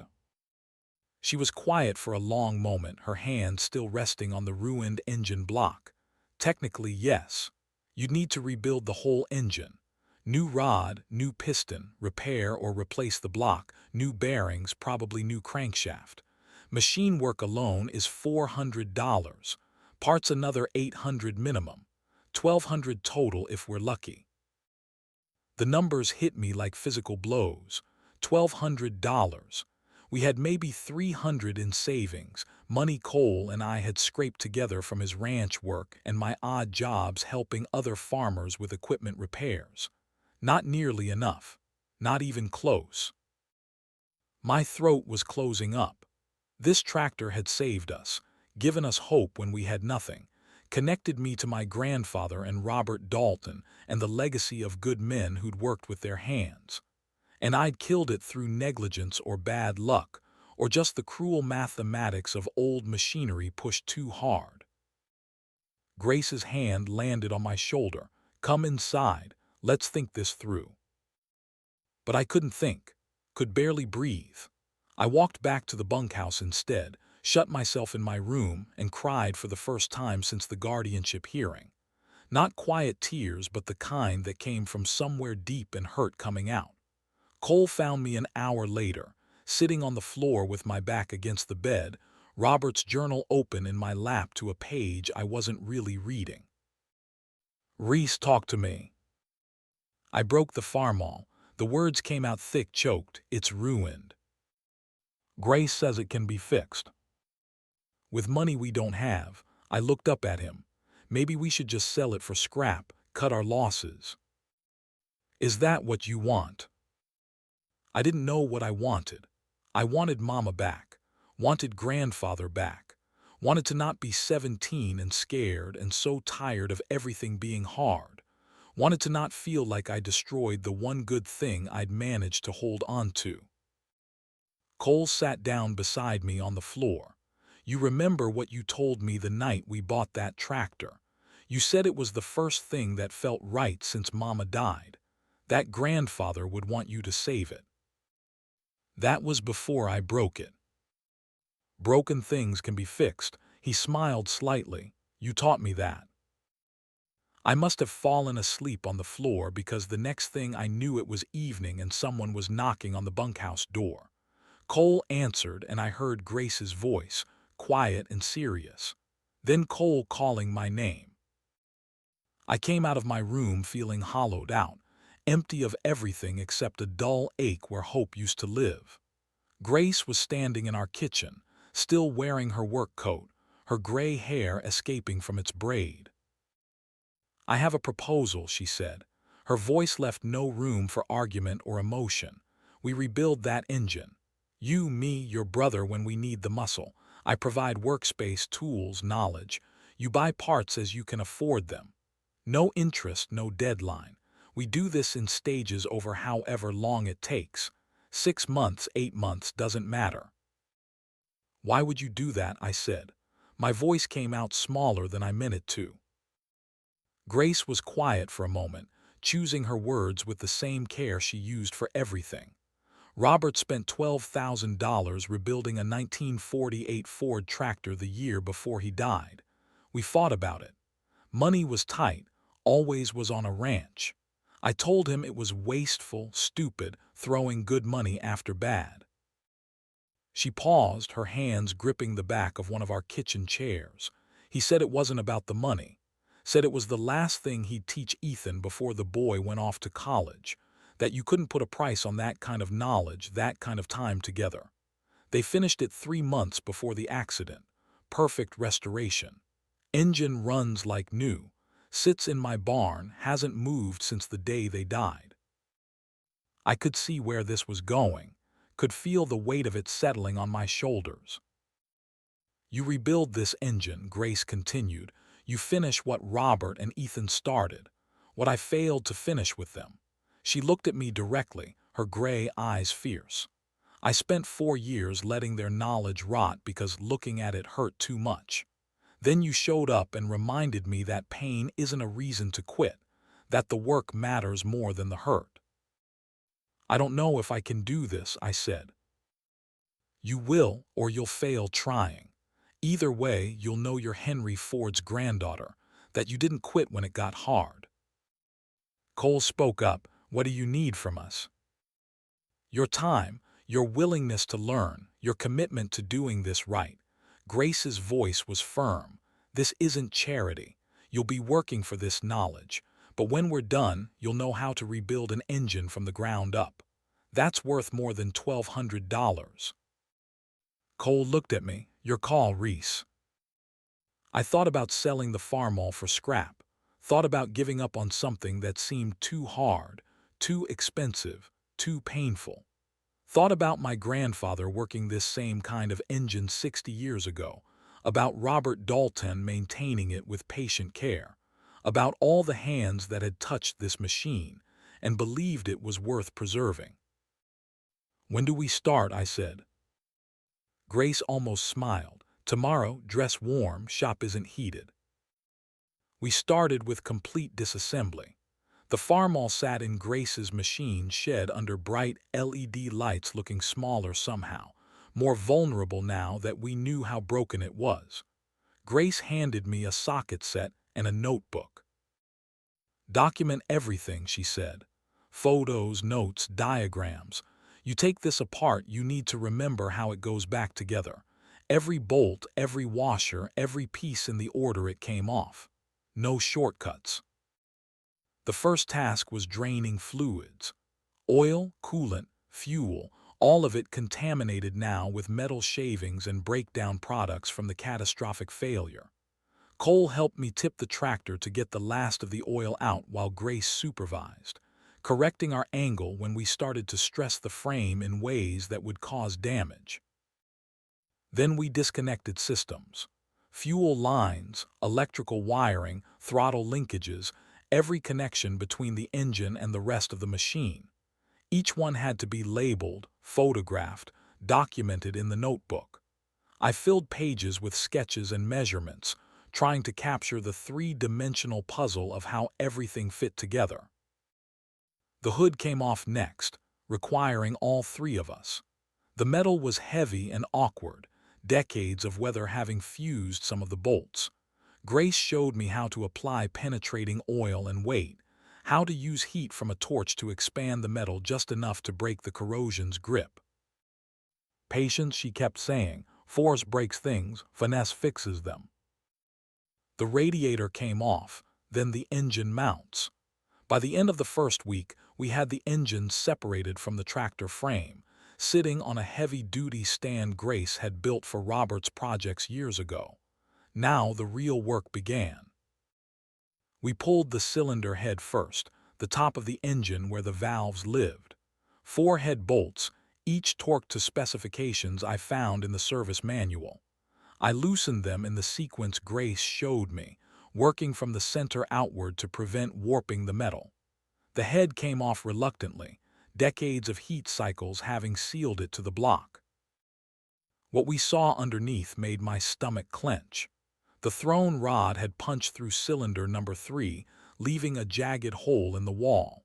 The piston was destroyed, the connecting rod bent and useless. Metal shavings coated everything, evidence of the violence that had torn the engine apart in seconds. Grace whistled low. That's ugly. Can we fix it? I asked. Yes, but it won't be cheap. She pointed to the cylinder wall. We'll need to weld that hole, then bore all 4 cylinders to the next oversize. Machine shop work. Maybe 200 if we find someone good. I pulled out the parts list we'd been building, added cylinder boring to the growing total. The numbers were starting to look impossible.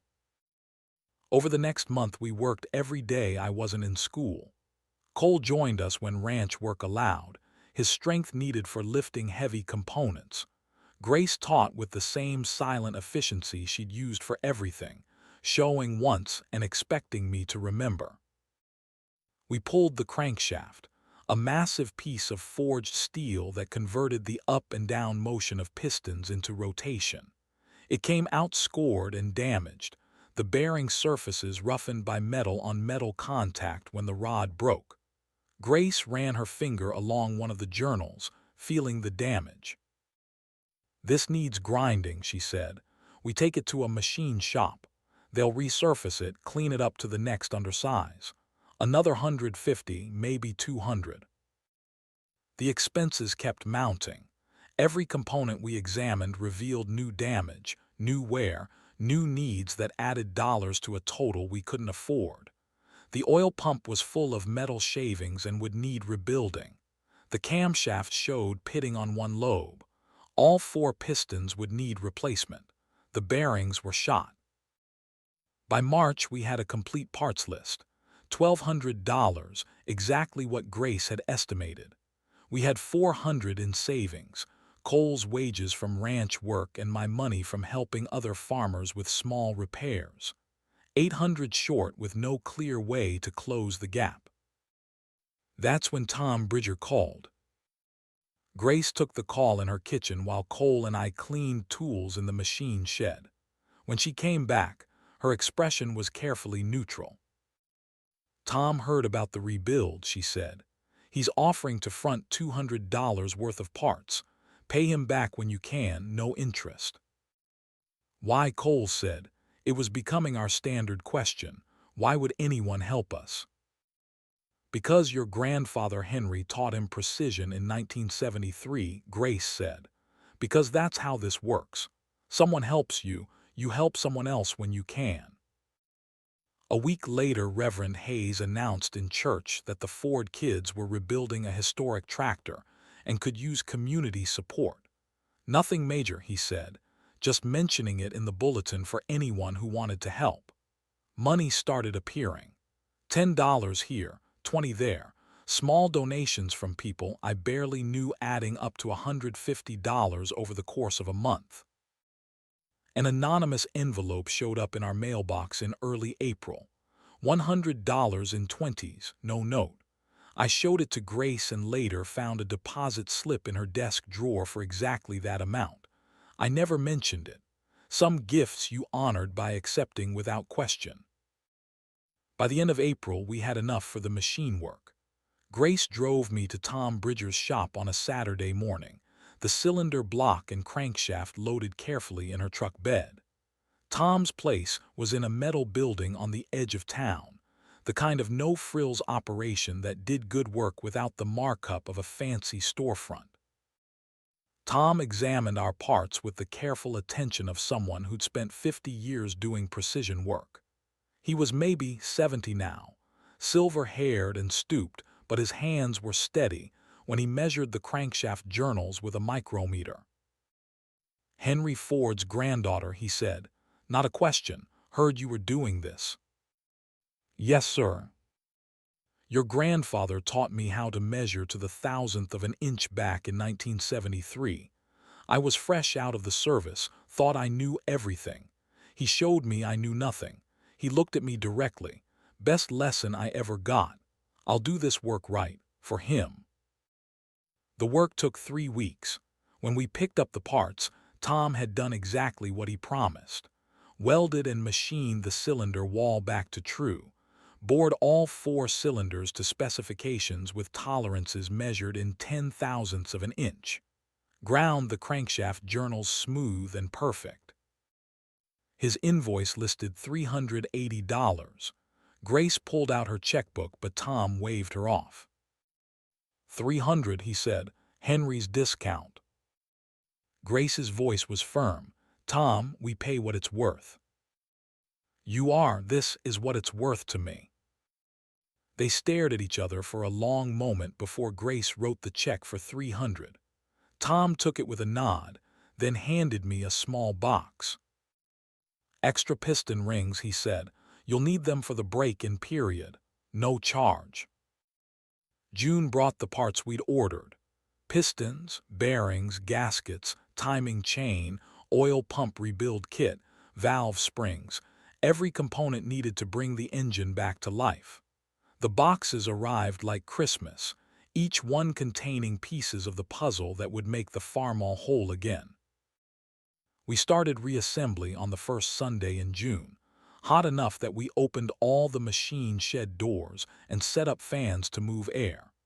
This was where everything I'd learned mattered, where theory became practice and mistakes could mean catastrophic failure down the road.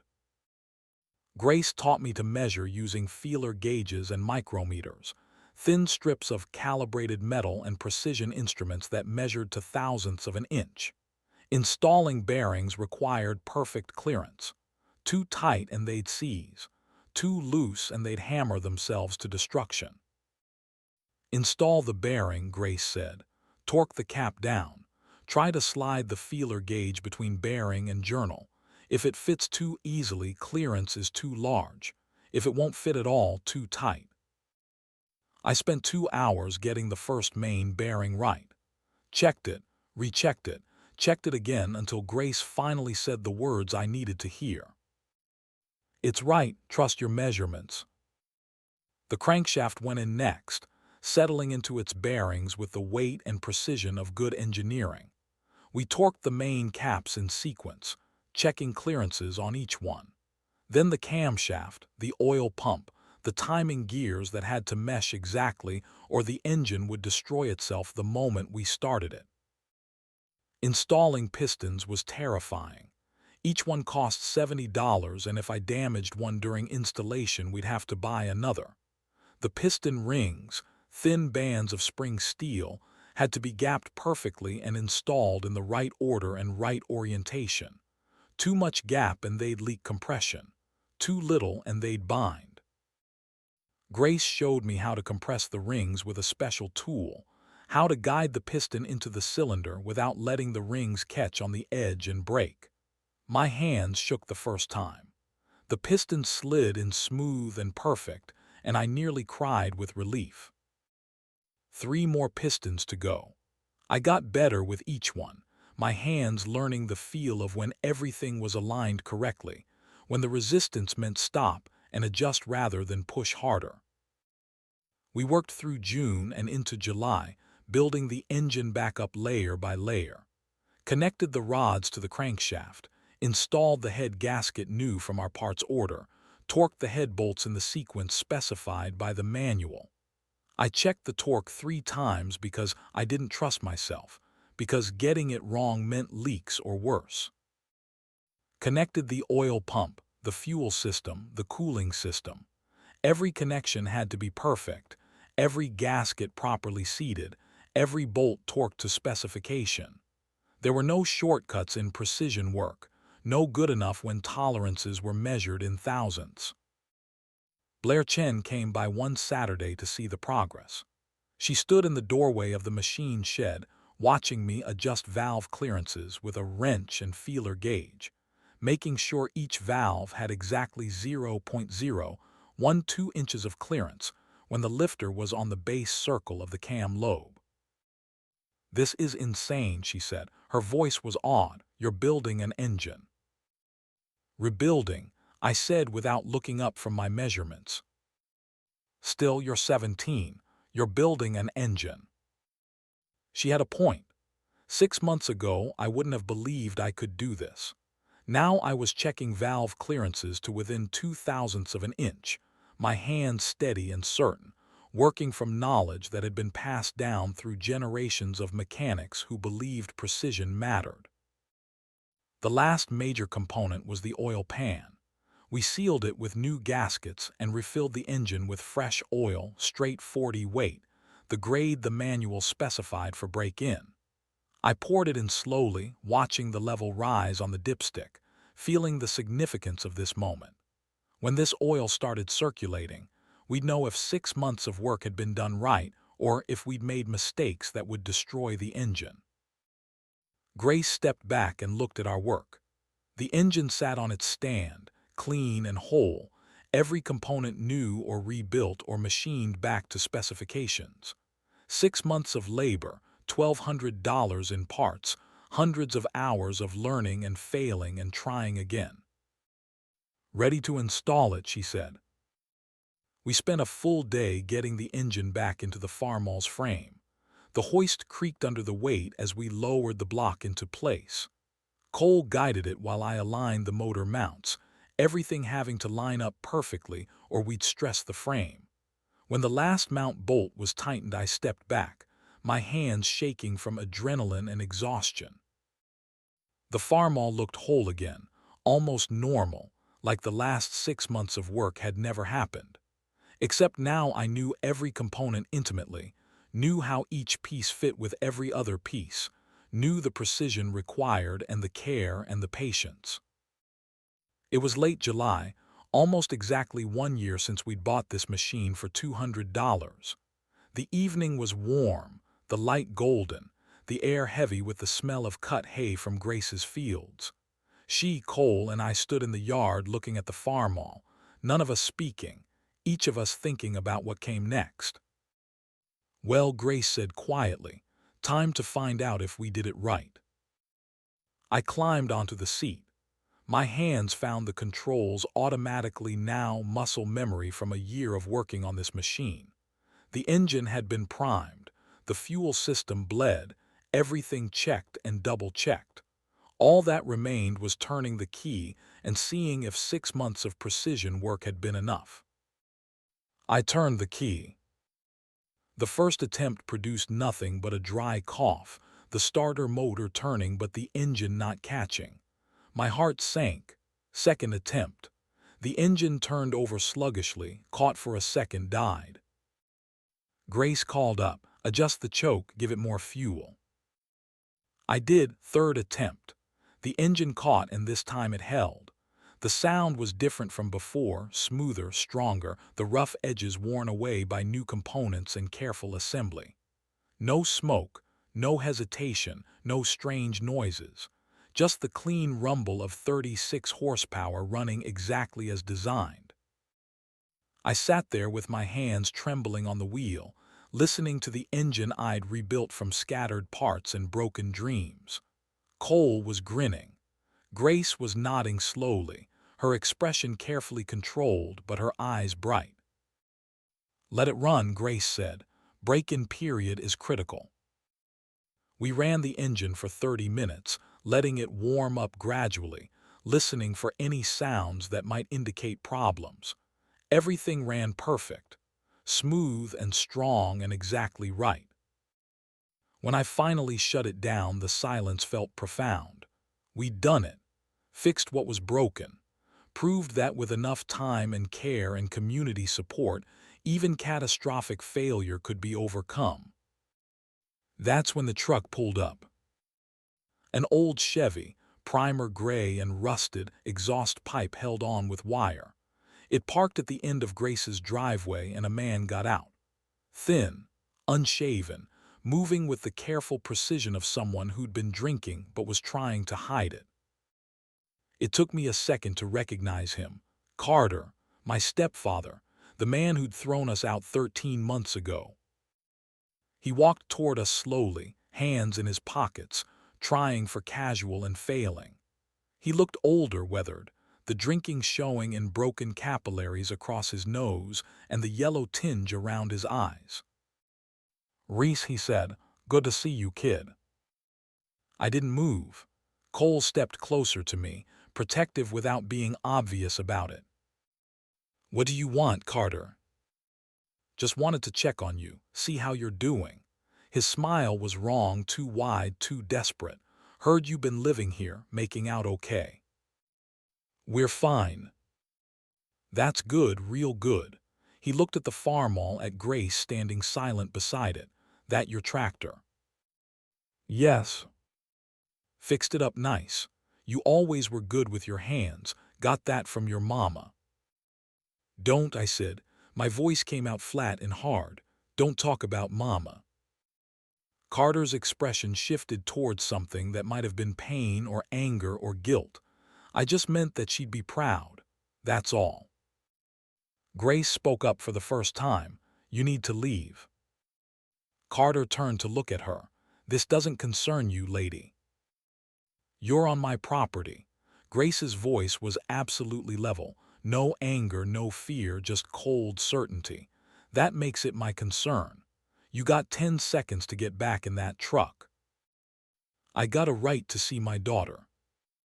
"She's not your daughter, never was." Cole's voice was quiet but firm. "You were married to her mother, that's all you ever were." Carter took a step forward and Grace moved. Not dramatic, not threatening, just shifted her weight in a way that suggested she was ready for whatever came next. She didn't have the shotgun this time, but she didn't need it. Something in her posture said she'd dealt with men like Carter before and knew how to handle them. "Leave now," she said, "or I call the sheriff, your choice." Carter looked at all of us, his expression cycling through anger and desperation, and finally settling on something close to defeat. He'd come here hoping for something, money maybe, or sympathy, or a chance to play the victim. But he was looking at 3 people who'd survived without him, who'd built something despite him, who didn't need anything he could offer. He got back in his truck without another word. The engine coughed and smoked but started. We watched him drive away, dust rising behind his tires on the gravel road. I expected to feel angry or afraid or vindicated. Instead, I felt something closer to pity.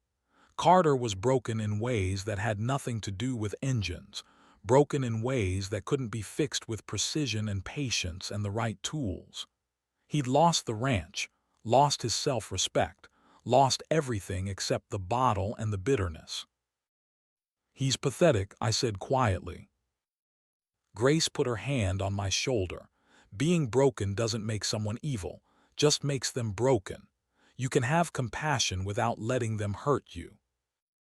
We stood there as the sun set behind the mountains, turning the sky orange and gold. The Farmall sat silent now, its engine perfect and whole. 6 months of work condensed into that 30-minute test run, proof that patience and precision and refusing to quit could overcome even catastrophic failure. Tomorrow we'd start on cosmetic restoration. New paint, re-upholstered seat, chrome work, making the machine beautiful as well as functional. But tonight we'd proven the important thing. That knowledge passed through hands and sweat could resurrect what seemed permanently broken. I thought about Carter driving away to whatever came next for him, about Robert and Ethan working together on a tractor the week before they died, about Grace teaching me to honor their memory by continuing their work, about my grandfather's hands overlapping with mine across decades, connected by tools and patience, and the stubborn belief that fixing things mattered. The engine ran.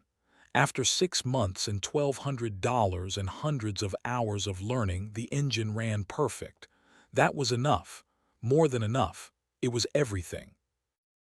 August heat settled over Powder River County like a weight, the kind of dry Montana heat that made mirages shimmer on the highway and turned the inside of the machine shed into an oven by mid-afternoon. We worked early mornings and late evenings when the temperature was bearable, sanding rust from the Farmall's frame and preparing metal for paint. Grace had ordered proper Farmall red from a specialty supplier, the exact shade International Harvester used in 1952, not the approximation you could get at an auto parts store. The paint arrived in gallon cans, thick and glossy, the color of fresh blood or ripe cherries, or the kind of red that meant this machine was built to work and built to last. But first we had to strip 70 years of weather and neglect from every surface. I spent 3 weeks with sandpaper and wire brushes and chemical stripper, removing old paint down to bare metal. The work was tedious and hot and necessary, the kind of labor that couldn't be rushed or shortcut if you wanted results that would last. Cole helped when ranch work allowed, his hands steadier than mine for the delicate work around badges and trim. Blair came by twice, curious about the process, taking photos for a presentation she was planning about practical engineering. She stood in the doorway of the shed watching me sand the hood, sweat dripping off my chin, hands cramping from hours of repetitive motion. "You could just take it to a shop," she said. "Pay someone to do this." I could, I said without stopping, but then I wouldn't know how. "That's very zen of you." "It's very Grace of me." Grace had been teaching me that the work itself was the point, not just the outcome. That knowing how paint adhered to metal and why surface preparation mattered, and what happened when you took shortcuts was worth more than having a pretty tractor someone else had restored. This was about learning, about building competence that would outlast the specific project. We painted in late August, picking a day when the weather forecast promised low humidity and no wind. Grace showed me how to thin the paint to proper viscosity, how to adjust the spray gun pressure, how to apply thin, even coats that would flow together without runs or sags. The first coat went down rough, my inexperience showing in uneven coverage and a few drips I had to sand out and redo. The second coat was better, smoother, more controlled. By the third coat I was starting to understand the rhythm, the distance and speed and overlap that produced professional results.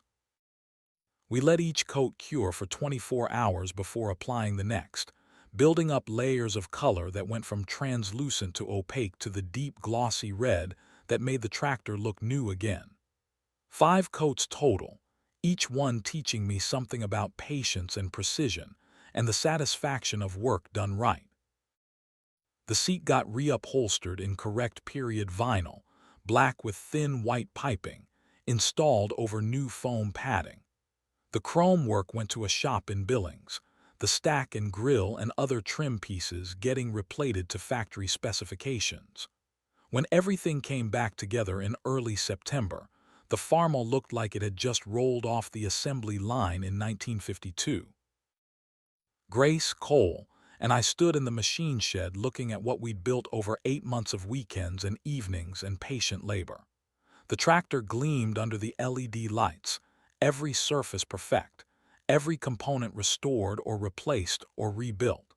Not just functional but beautiful in the way things are beautiful when they're made right and maintained with care. "You did good work," Grace said. Her voice was quiet, but I could hear the approval in it. "We did good work," I said, "all of us."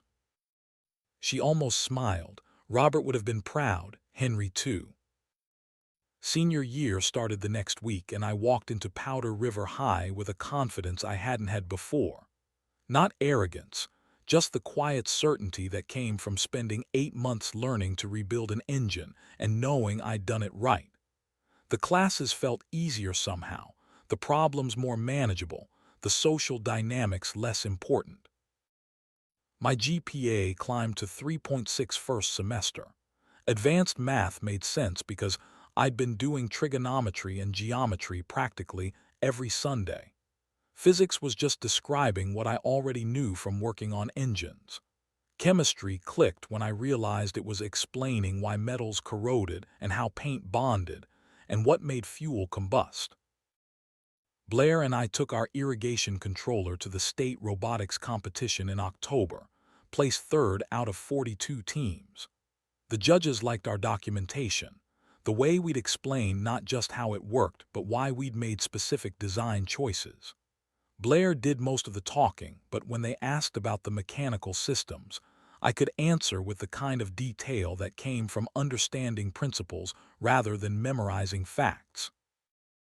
College applications started in November.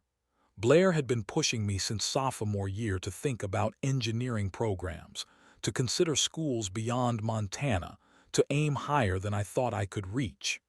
Now, with senior year pressing and deadlines approaching, I had to make decisions.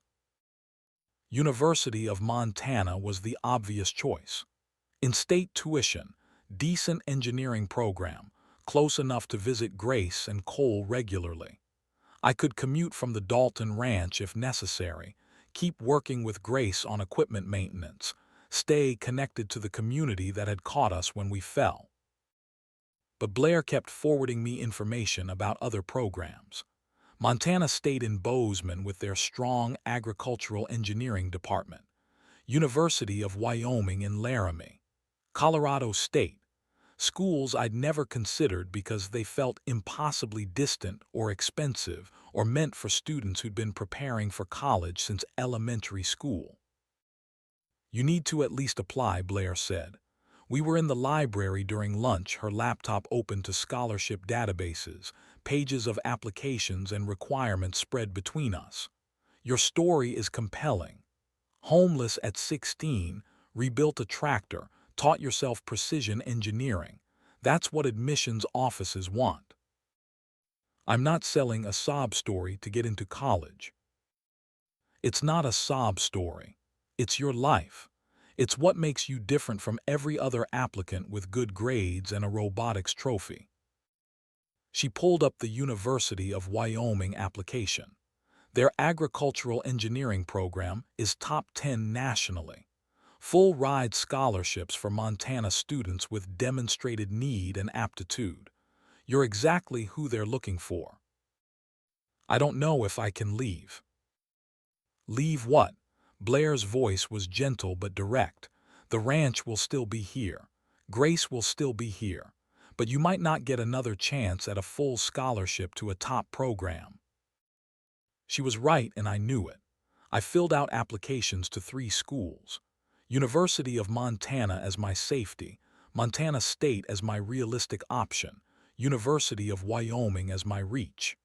The essays took weeks to write, drafts and revisions, and finally something that felt honest without being pitiful.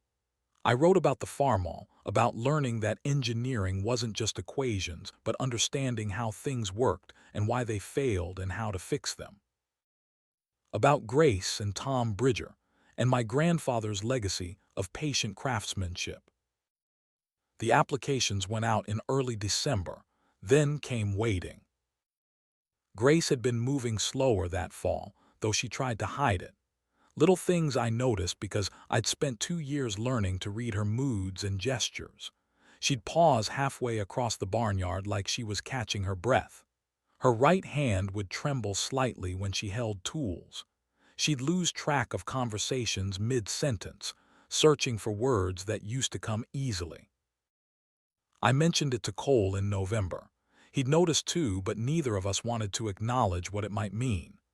Grace was 63 years old, had survived 4 years of grief and isolation, had taken in 2 homeless kids and poured her energy into teaching and working and keeping the ranch running.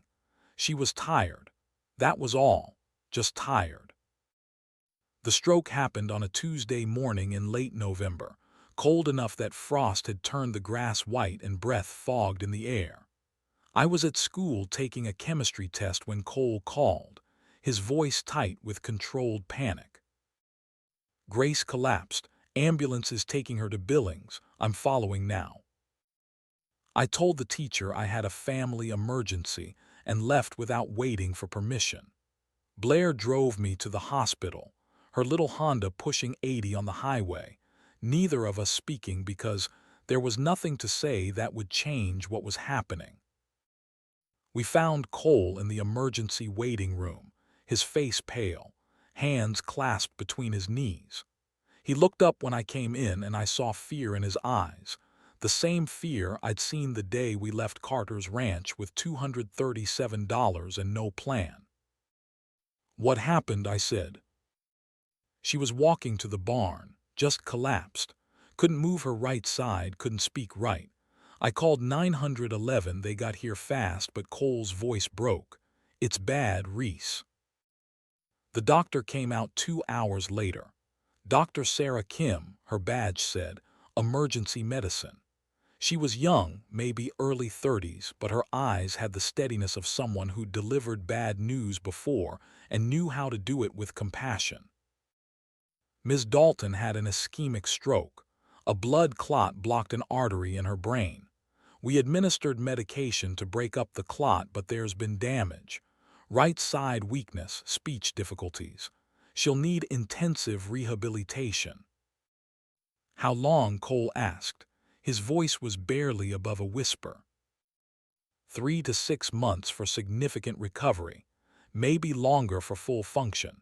She'll need someone with her during that time. The words hit like physical blows. 3 to 6 months. College started in January if I got accepted early decision. In September if I waited for regular admission. Either way, Grace would still be recovering, would still need help, would still be vulnerable in ways I'd never seen her before. "Can we see her?" I said.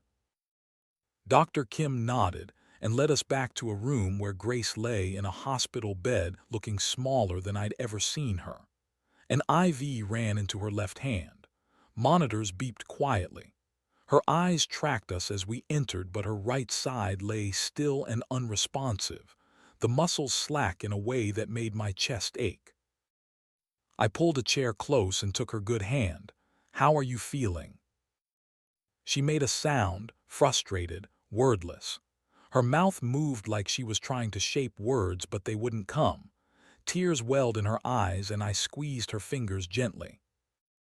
"It's okay, you don't have to talk, you're going to get better, we'll figure this out." But I had no idea how. The hospital bills alone would be catastrophic. Grace had basic insurance, but the deductible was $10,000 and stroke treatment and rehab could run to 6 figures. She'd already been carrying medical debt from Robert and Ethan's accident, debt she'd been paying down slowly for 4 years. This would bury her. And someone needed to be with her during recovery. Someone to help with daily activities, to drive her to physical therapy and speech therapy, to make sure she didn't fall or have another stroke or give up when the work got hard. Cole had ranch work and welding jobs lined up through spring, income we needed to keep the bunkhouse and pay our own bills. I had school and college applications and a future that depended on not taking time off. But Grace had given us everything: shelter when we had none, knowledge when we were ignorant, belief when we doubted ourselves. The idea of abandoning her now felt impossible, but so did the mathematics of staying. Grace spent 5 days in the hospital. During that time, the reality of the situation crystallized into something hard and inescapable. She would need months of rehabilitation, physical therapy for her right side weakness, speech therapy for the aphasia, occupational therapy to relearn basic tasks. She couldn't be alone, couldn't drive, couldn't manage the ranch by herself. Cole and I sat in the bunkhouse kitchen on Friday evening trying to solve an impossible equation. He had work commitments through March. I had finals in 2 weeks and college acceptance letters potentially arriving in January. I can defer, I said. My voice was flat, defeated. Take a gap year, enroll next fall instead. Cole's jaw tightened. No, that's not happening. What choice do we have? Before Cole could answer, his phone rang. Reverend Hayes. Cole answered and listened for a long moment, his expression shifting from despair to something that might have been hope. When he hung up, he looked at me. The church is organizing a care rotation. 23 women have volunteered. They'll cover 24/7 until Grace is stable enough to manage with less support. Why would they do that? Because this is what communities do. Cole's voice was gentle. Grace helped half this county at one point or another, taught people to fix equipment, fronted money for parts, gave advice that saved failing farms. Now it's their turn. But it wasn't enough. Care rotation could handle daytime monitoring and meals and transportation to appointments, but the ranch still needed managing. Equipment still needed maintenance. Stock still needed tending. 100 small daily tasks that Grace had handled alone for 4 years, tasks that would fall to whoever stayed. I'll postpone the welding contracts, Cole said. He cut off my protest before I could start. You're going to college, Reese. That's not negotiable. I'll stay here, manage the ranch, coordinate the care rotation. My business can wait. You've worked so hard for this. And you've worked harder. His voice was firm. This is what family does. You go learn to be an engineer. I'll make sure Grace is okay. When you come home for breaks, you can help, but you're not giving up your future.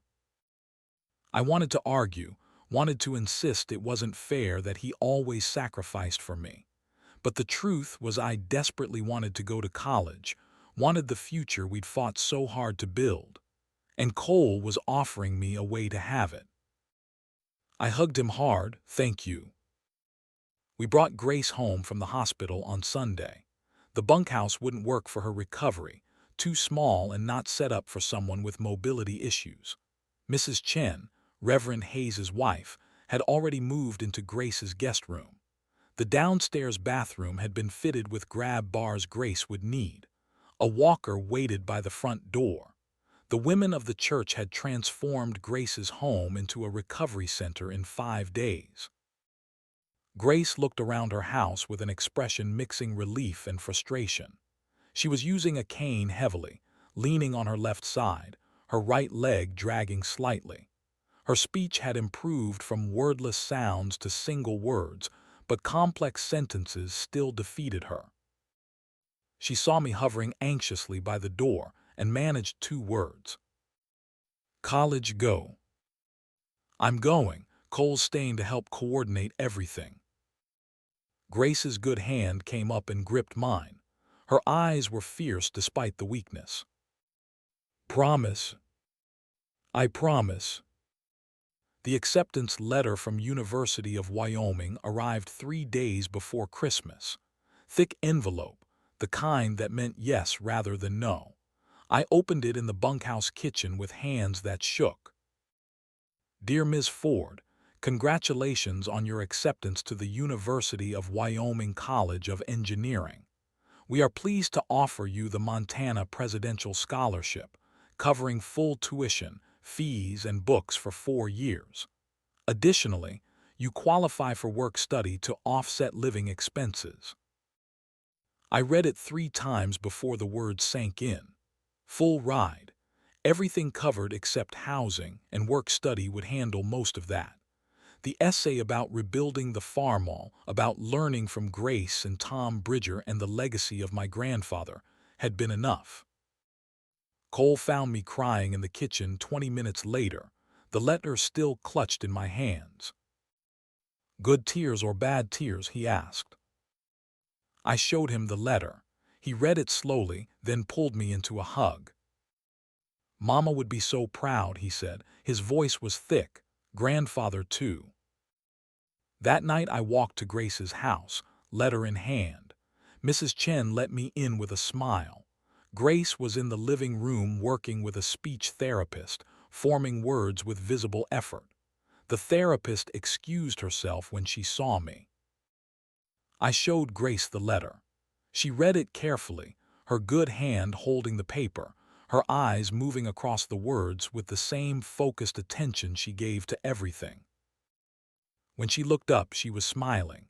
Not the almost smile I'd seen before, but a real one that transformed her face. "Good," she managed. Then with visible effort stringing words together slowly. "Robert Proud, Henry Proud." Her eyes were bright with tears, but her voice was steady when she added one more word. "Me proud." Classes at University of Wyoming started January 15th. I loaded my belongings into Cole's truck on a cold Thursday morning, the same truck that had carried everything I owned away from Carter's ranch 2 years ago. This time there was more. Laptop Grace had insisted on buying, toolbox with my name engraved on the lid, photos of Cole and Grace and the Farmall, Robert's journal, still the most precious thing I owned. The campus in Laramie was bigger than I'd imagined. Brick buildings and green spaces and more people than I'd seen in one place in my entire life. My dorm was in White Hall, room 312, third floor. My roommate was already there when I arrived. Madison from Cheyenne, blonde and friendly and talking about her boyfriend and summer job, and asking if I wanted the bed by the window. "Sure," I said, started unpacking mechanically. Cole left around 3. He hugged me in the parking lot, and I felt like I was 6 years old again, watching him leave when all I wanted was to hold on. "Call if you need anything," he said. His voice was rough. "I mean it, Reese, anything." "I will take care of Grace." He nodded and drove away. I stood there until his truck disappeared, then went back up to my room. The first week of classes was overwhelming. Engineering fundamentals, calculus, chemistry, physics, technical writing. The workload was crushing and we'd barely started. I sat in lectures with 200 other students and felt myself drowning in information. But then we got to the practical components. Building circuits, testing materials, designing simple mechanisms. That I understood. My hands knew what to do even when my brain was still catching up. Principles I'd learned from Grace and Tom Bridger and Robert's journal translated directly into coursework that left other students confused. One afternoon in the machine shop, a required orientation for engineering students, the teaching assistant was demonstrating proper lathe operation. Most students were watching politely, taking notes, not really comprehending. I found myself leaning forward, recognizing the principles from Grace's teaching. The TA noticed, "You've used a lathe before." "Some, not this exact model, but the concepts are the same." "Want to demonstrate?" I took his place at the machine, set the speed based on material and cutting tool, secured the workpiece in the chuck, engaged the cutting tool with smooth, steady pressure. The metal spiraled away in perfect ribbons. When I finished, the part was within specifications. Not just close, exact. The TA examined it with a micrometer. "Where did you learn this?" "From a woman who learned it from her husband, who learned it from his father, who learned it from a man who was friends with my grandfather." He nodded slowly. "That's a good lineage." But not all professors were impressed. Dr. Elizabeth Cross taught Introduction to Agricultural Systems, a required course for my major. She was maybe 40, sharp and skeptical, the kind of professor who'd seen too many students try to coast on charm rather than competence. When she called roll the first day and got to my name, she paused.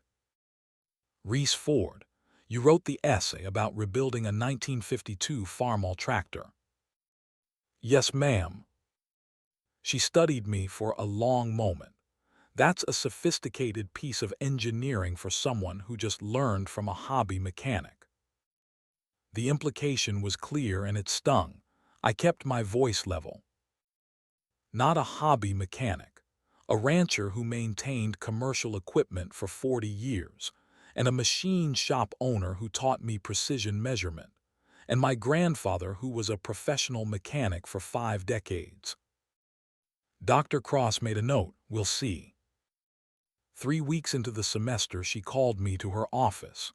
I went expecting another challenge, another implication that my essay was too good to be mine. Instead, she had a proposal. "There's been concern raised," she said. Her voice was carefully neutral, "about the authenticity of your application essay. The technical detail is graduate level. The admissions committee wants proof you actually have the competence you claimed." I felt my face go hot. What kind of proof? "Practical demonstration. I've arranged access to the agricultural engineering shop this Saturday. You'll be given a malfunctioning diesel engine. 4 hours to diagnose and repair it under supervision. If you succeed, the question is settled. If you can't, well." She didn't finish the sentence. She didn't need to. My scholarship, my admission, everything depended on proving in 4 hours what I'd spent 2 years learning. "I'll be there," I said. Saturday morning was cold and clear, the kind of Wyoming winter day where the sky stretched forever and the wind cut through every layer you wore. I arrived at the agricultural engineering shop at 7, hands shaking despite the gloves, wondering if 4 hours would be enough. Dr. Cross was waiting with 2 other professors I didn't know. The diesel engine sat on a stand in the center of the shop, a 4-cylinder industrial model, maybe 20 years old, clearly non-functional. 4 hours, Dr. Cross said. Diagnose the problem, repair it, get it running. All tools and parts you need are available. We'll be observing but not helping. Start when you're ready. I approached the engine the way Grace had taught me. Slowly, methodically, looking for obvious problems before diving into complex diagnosis. Checked fuel supply, contaminated but present. Checked oil, low but adequate. Checked electrical, battery dead. Started with the easy fix. Charged the battery, connected jumper cables, tried to crank the engine. It turned over but didn't catch. Okay. Fuel, air, spark, or compression. One of the 4 fundamentals was failing. Removed the air filter. Clogged solid with debris. Cleaned it, reinstalled, tried again. Engine turned over stronger but still didn't catch. Not an air problem then. Checked spark. Pulled a plug, grounded it against the block, had someone crank the engine. Weak spark, barely visible. There. Ignition system failure. Could be glow plugs on a diesel this age, could be timing, could be the injection pump. Started with glow plugs because they were easiest to access. Pulled them one by one. Number 3 was fouled, number 4 was cracked. Replaced both from the parts bin. Tried to start. Better but still not catching. 2 hours gone, 2 left. Checked injection timing using the procedure I'd learned from Robert's journal and Grace's teaching. Marked the flywheel, rotated the engine by hand, watched when the injection pump engaged. Timing was off by maybe 5 degrees, enough to prevent starting but not enough to damage anything. Adjusted the timing using shims and careful measurement. Had to pull the pump, add precisely calculated spacers, reinstall with exact torque specifications. My hands were steady now, the nervousness burned away by the familiar rhythm of diagnosis and repair. Reinstalled the pump. Checked timing again. Perfect. Bled the fuel system to remove air. Checked compression on all cylinders while I was at it, found cylinder 3 was low. Probably a leaking valve but not critical for starting. 3.5 hours, 30 minutes left. Connected everything, double-checked all connections, filled the fuel system, made sure the kill switch wasn't engaged. Turned the key. The engine turned over once, twice, caught. Rough at first, missing on cylinder 3 like the compression test suggested, but it smoothed out as it warmed. Black smoke cleared. Engine settled into a steady idle, all the characteristic sounds of a diesel running properly. I shut it down and stepped back. Dr. Cross and the other professors were conferring quietly. Finally, Dr. Cross approached. "Walk me through what you found and how you fixed it." I did. Started with the decision tree for diagnosing no-start conditions. Explained why I checked air first, then spark, then fuel, then timing. Showed the fouled glow plugs, demonstrated the timing adjustment I'd made, explained the compression issue, and why it wasn't critical for starting but would need attention eventually. Dr. Cross listened without expression. When I finished, she made notes on her clipboard. "You identified 3 separate issues: glow plugs, injection timing, and a compression leak. You prioritized correctly, starting with the easiest to fix. Your timing adjustment was precise. The engine runs." She paused. "You're legitimate." It wasn't an apology exactly, but coming from her, it felt like vindication. The other professors nodded and left. Dr. Cross remained. "You'll face this your entire career," she said. Her voice was less harsh now, almost sympathetic. "Female engineers, especially rural ones, have to prove themselves twice over. It's not fair, but it's reality. You handled it well." "Thank you." "One more thing." She pulled out a folder. "I'm looking for undergraduate research assistants for a project documenting women in agricultural engineering. Pays a small stipend, gives academic credit. Interested?" "Yes, ma'am." "Good, we start next month." I walked back to my dorm in the cold afternoon light, feeling lighter than I had in weeks. I'd proven myself, not just to Dr. Cross, but to myself. The knowledge Grace and Tom and my grandfather had passed down was real and valuable, and enough to hold up under scrutiny. I called Grace that night. Her speech had improved to maybe 60%, enough to hold actual conversations if we were patient. "How's therapy?" I asked. "Hard," she managed, "getting better." "That's good, don't quit on me." "Never." Her voice was firm despite the slowness. "How's school?" "Good, really good." I told her about the diesel engine test, about proving I knew what I claimed to know. "Proud," she said. Then after a pause, one more word. "Worthy." That word hit me harder than the acceptance letter, harder than passing Dr. Cross's test. Worthy. Not of the scholarship or the opportunity, but of the legacy, of my grandfather's patient teaching, of Robert's written wisdom, of Grace's fierce belief that I could carry knowledge forward.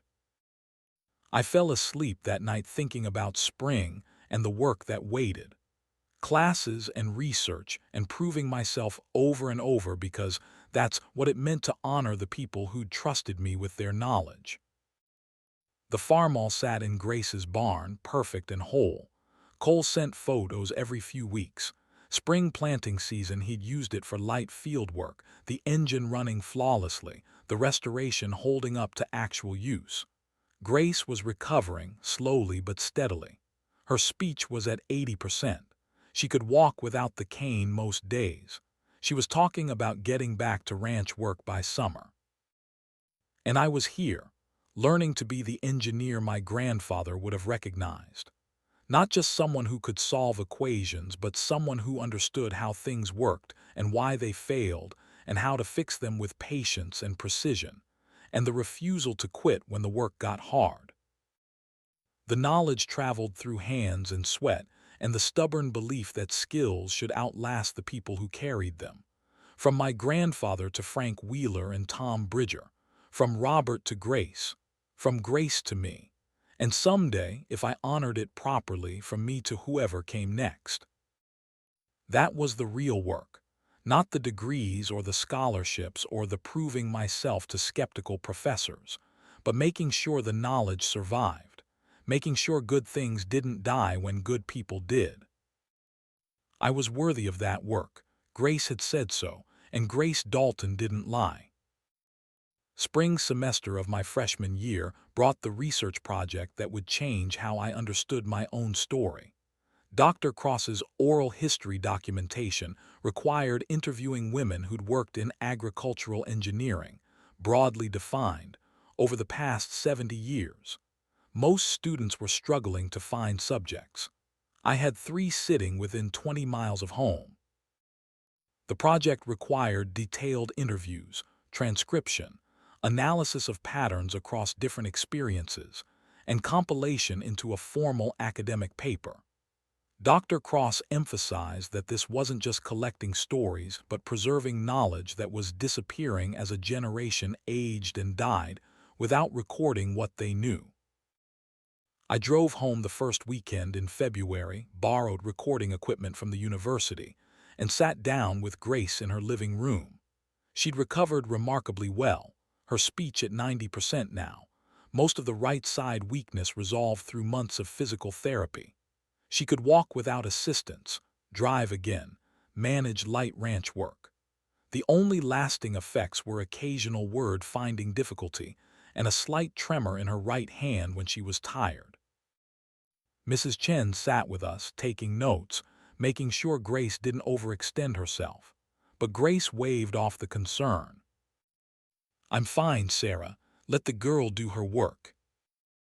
I set up the recorder and pulled out my question list, though I'd already memorized it. "Tell me how you learned equipment maintenance." Grace settled back in her chair, her eyes going distant with memory. "Robert taught me everything. When we married in 1959, I couldn't tell a socket wrench from a pipe wrench. Farm wife wasn't supposed to need that knowledge, but Robert said skills shouldn't die with gender, should live in anyone willing to learn." She talked for 2 hours. About learning to rebuild carburetors by watching Robert work. About the first time she welded and burned a hole through her jeans. About parts suppliers who wouldn't sell to her because women didn't do mechanical work. About proving herself by fixing equipment those same suppliers couldn't diagnose. About becoming known in the county as someone who could repair anything if you gave her time and proper tools. "The turning point came in 1985, she said. Robert had a bad back injury, couldn't work for 3 months. I kept the ranch running. All the equipment, all the repairs, everything. When he healed, he said I'd surpassed him, that I understood machines in ways he never would because I'd had to learn from nothing instead of assuming I knew." "What about teaching Ethan?" I asked. Her expression shifted, grief and pride mixing together. "Robert and Ethan worked side by side from the time the boy was 10. Teaching him wasn't separate from the work, it was part of the work. Explaining while doing. Expecting him to remember. Trusting him with tools worth more than most people made in a year." She paused, choosing words carefully. "The last thing they did together was that Ford tractor restoration. 6 months, every Saturday. Robert told me it was wasteful and we fought about it. But he said teaching Ethan was worth more than money, that knowledge passed through hands and sweat outlasted anything you could buy." They finished it the week before the accident. Grace's voice stayed steady, but I saw her hands clench. Perfect restoration. Engine ran flawless. Then the truck rolled and I lost both of them and all that knowledge they'd built together. 4 years you couldn't work on equipment, I said quietly. Grace nodded. Couldn't walk into the shop without seeing them. Couldn't touch tools without remembering. So I let it rot. Let rust take what grief couldn't. What changed? She looked at me directly. You showed up with that Farmall and your grandfather's stubbornness, and reminded me that letting knowledge die was the real waste, that Robert and Ethan would want it to continue, not end with them.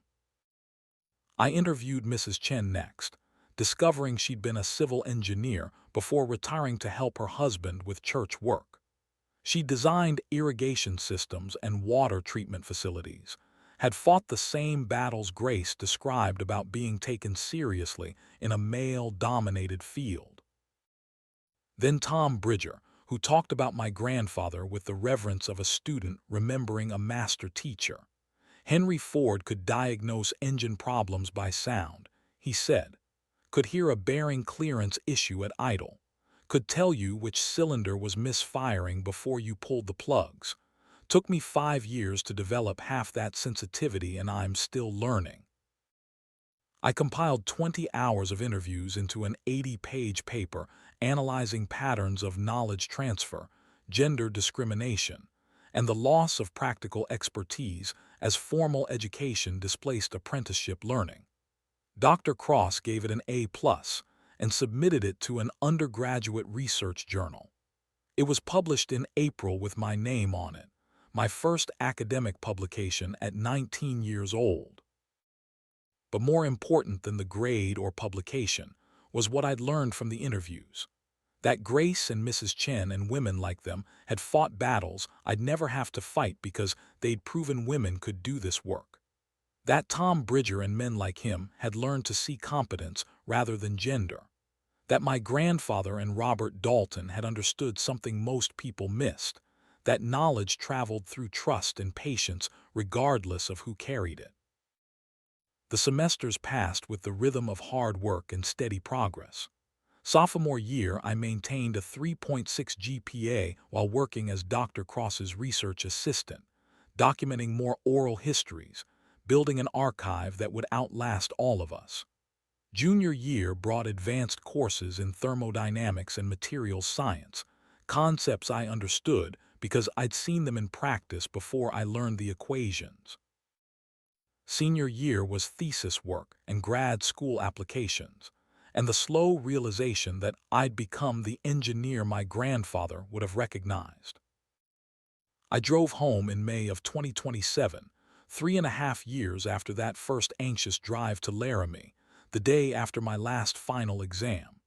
8 hours through Wyoming and Montana landscape that looked greener than I'd ever seen it. Spring had been wet, and the grasslands were thick with new growth, wildflowers painting the hills in colors that made the world look freshly made.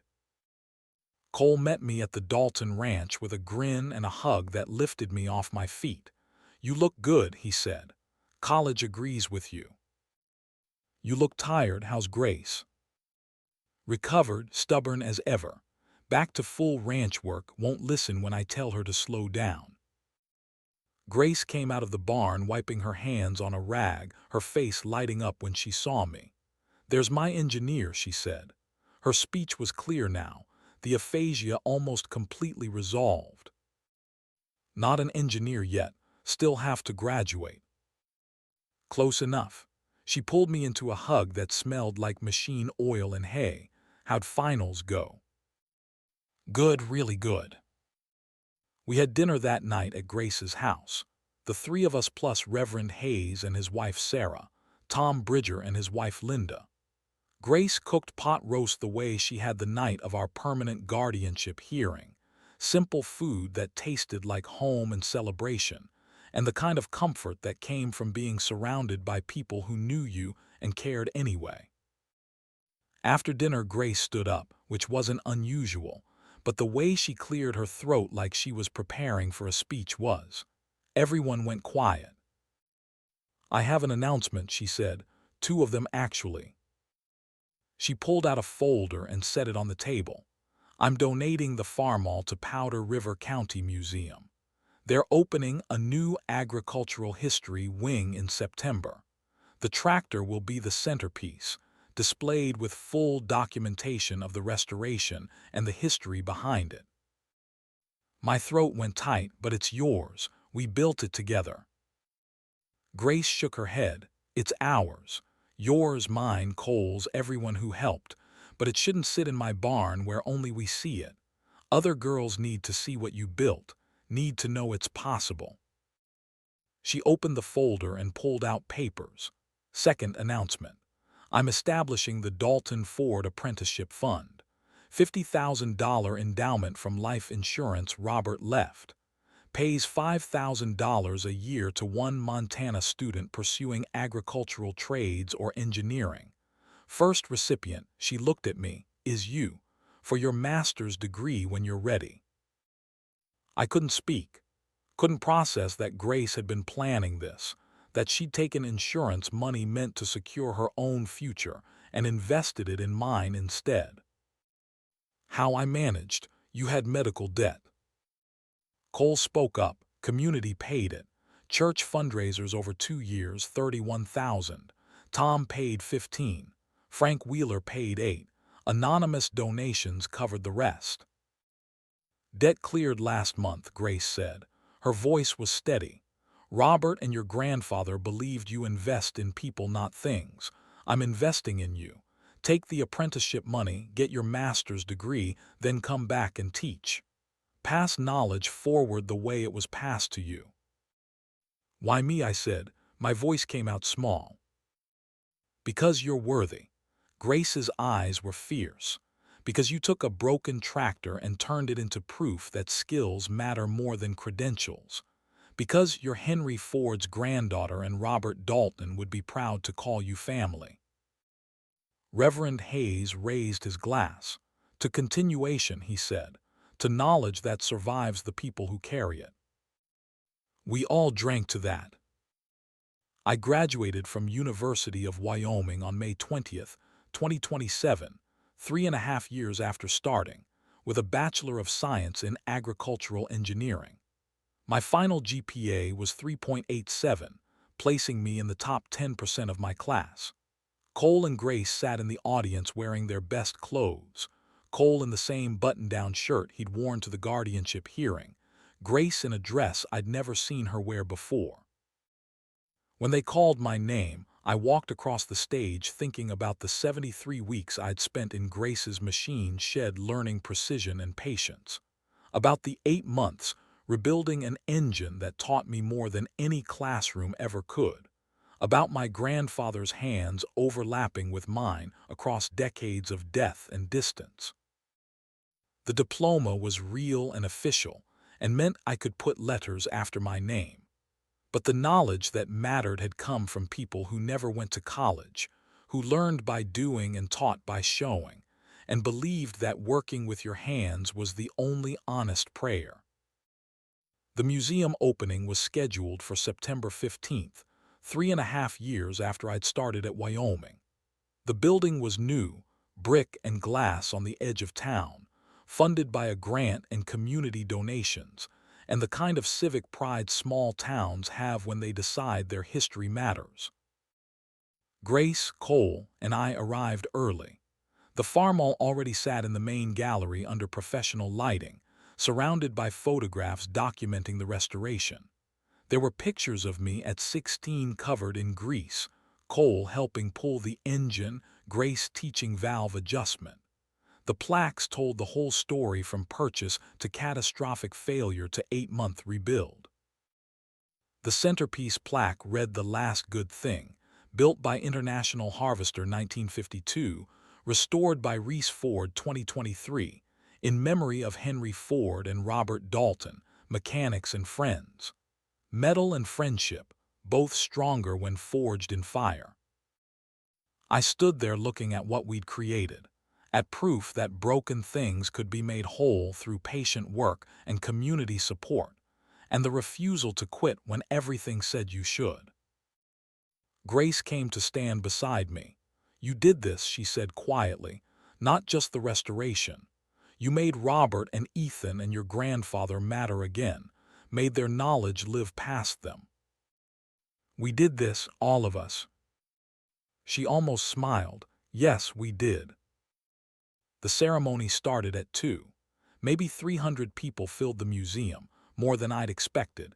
faces I knew from church and hardware stores and years of living in a community that had caught us when we fell. Tom Bridger was there with Linda. Frank Wheeler had made the trip from his assisted living facility in Billings, looking frailer but still sharp-eyed. Blair and her family, half my high school class. Rancher's Grace had helped over 40 years of generous expertise. The museum director spoke first, thanking donors and volunteers. Then the county commissioner talked about preserving agricultural heritage. Then they called Grace up.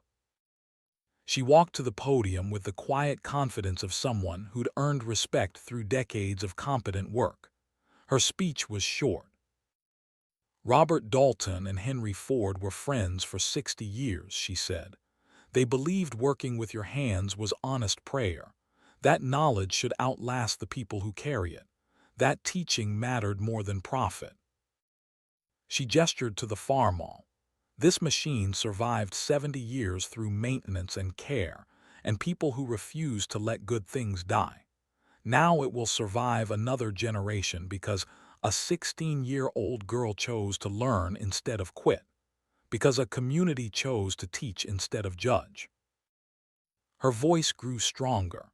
The Dalton Ford Apprenticeship Fund exists to make sure that choice remains possible, to prove that skills matter, that hands-on knowledge has value, that rural kids can become engineers without losing connection to the work that made them. She looked directly at me. Reese Ford rebuilt this tractor, but more important, she rebuilt the belief that good things can survive bad circumstances, that patience and precision and community support can overcome anything. The applause was loud and long. Grace stepped down and the director called my name. I walked to the podium on shaking legs. I'd prepared a speech, written and rewritten it a dozen times, but standing there looking at 300 people who'd helped or watched or believed in us, the prepared words felt wrong. I pulled out the index card I'd written that morning instead. 3.5 years ago, I was 16 and homeless with everything I owned in a truck bed. I spent $200 on a tractor that didn't run, based on a memory I didn't really have, and a confidence I definitely didn't have. Scattered laughter, sympathetic. That tractor taught me what my grandfather knew, that engines are just air and fuel and spark. Nothing magical, just pieces that work together if you understand how they fit. I paused, finding the words, but Grace Dalton taught me something harder. That broken things can be fixed, but only if you refuse to quit. That knowledge travels through hands, not just books. That being worthy isn't about talent or intelligence, but about showing up every Sunday for 8 months and doing the work even when you don't think you can. I looked at Grace. She was watching with bright eyes, her hands clasped in her lap. This tractor survived 70 years because good people maintained it. My grandfather, Robert Dalton, Frank Wheeler, Tom Bridger, all the mechanics and farmers who believed machines deserved care. Now it's here because Grace Dalton trusted a scared kid to honor their legacy. My voice cracked slightly, but I pushed through. I'm starting graduate school at Montana State next month. I'll study engineering, design equipment, maybe teach someday. But I'll never forget that I learned the important things here, in a machine shed that wasn't heated, from a woman who'd lost everything and chose to give what remained. I held up Robert's journal, the leather worn smooth by years of constant reference. This journal taught me how engines work. Grace taught me why that matters, because the work we do with our hands is prayer, because teaching someone else is how we survive our own deaths, because good things don't die if we refuse to let them. The applause when I stepped down felt like absolution and celebration, and the kind of communal acknowledgement that said we'd done something that mattered. Grace hugged me hard, her face wet with tears she didn't try to hide. Cole put his arms around both of us, and for a moment, we were just 3 people who'd found each other by accident and chosen to become family through work. The reception afterward was cake and coffee and conversations with people I'd known all my life, and some I was meeting for the first time. An elderly woman approached, maybe 80, with a walker and eyes that still sparked with intelligence. "I'm Margaret Price," she said, "Frank Wheeler's sister. He told me about you." I remember him talking about family. She gestured to a young girl beside her, maybe 12, dark hair and curious eyes. "This is my great-granddaughter Emma. She wants to be a mechanic. Her parents think she should be a nurse or teacher, something appropriate for girls." The way she said appropriate made clear what she thought of that assessment. I knelt down to Emma's eye level. "You like working on engines?" She nodded, shy but determined. "Grandpa Frank taught me some before he went to the home. I can change oil and replace spark plugs." "That's a good start. You know what it takes to be a mechanic." She shook her head. "Patience, precision, willingness to fail until you figure it out." I smiled. "Gender doesn't matter. Talent doesn't matter as much as people think. What matters is refusing to quit." Emma's eyes lit up. "That's what Grandpa Frank said." "Then he taught you the most important thing. Everything else is just details." Margaret Price squeezed my shoulder. "Thank you," she said quietly. She needed to hear that from someone who did it. After she left, Grace came over. "You're already teaching." "I'm trying." That's all anyone can ask. 3 years later, in August of 2030, I stood in Grace's machine shed on a Saturday afternoon, teaching a 15-year-old girl how to rebuild a carburetor. Emma Price had become a regular visitor over the past 3 years, her parents grudgingly accepting that their daughter's passion for mechanical work wasn't a phase. She came every other weekend to learn whatever I could teach in the time between my graduate courses and research. I'd finished my master's thesis at Montana State that spring, designing agricultural equipment for small-scale sustainable operations, and accepted a teaching position at the community college in Miles City starting that fall. Half-time instruction in their agricultural mechanics program, half-time consulting with small farms on equipment design and repair. Emma held the carburetor body carefully, examining the jets and passages I just cleaned. "How do you know which size jet to use?" "Depends on altitude and temperature and fuel mixture." I showed her the chart in Robert's journal, now protected in a plastic sleeve but still the most valuable teaching tool I owned. "At our elevation you need slightly larger jets because air is thinner. Too small and the mixture runs lean. Too rich and you waste fuel and foul plugs." She made notes in her own journal, a new composition book I'd given her with instructions to document everything she learned. Someday she'd have her own reference library of knowledge written in her own hand, understanding built through doing rather than just reading. The Farmall sat in the corner of the shed, Grace having kept Robert's restored Ford tractor here instead. The museum had the International, preserved under controlled conditions and seen by thousands of visitors over 3 years. But this Ford still worked, still got used for light field work, still proved that restored machines could be functional tools rather than static displays. Emma and I worked through the afternoon, assembling the carburetor with care, checking each gasket and seal, torquing bolts to proper specifications. She was learning fast, her hands becoming more confident with each session.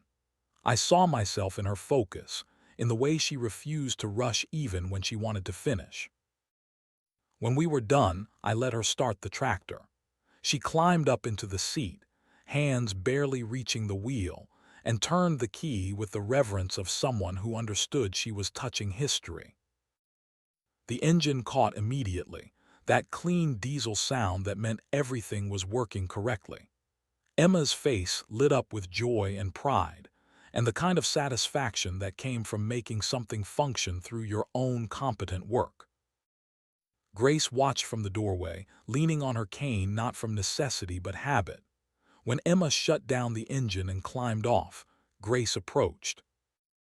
"Good work," she said simply. Emma beamed. "Thank you, Miss Dalton."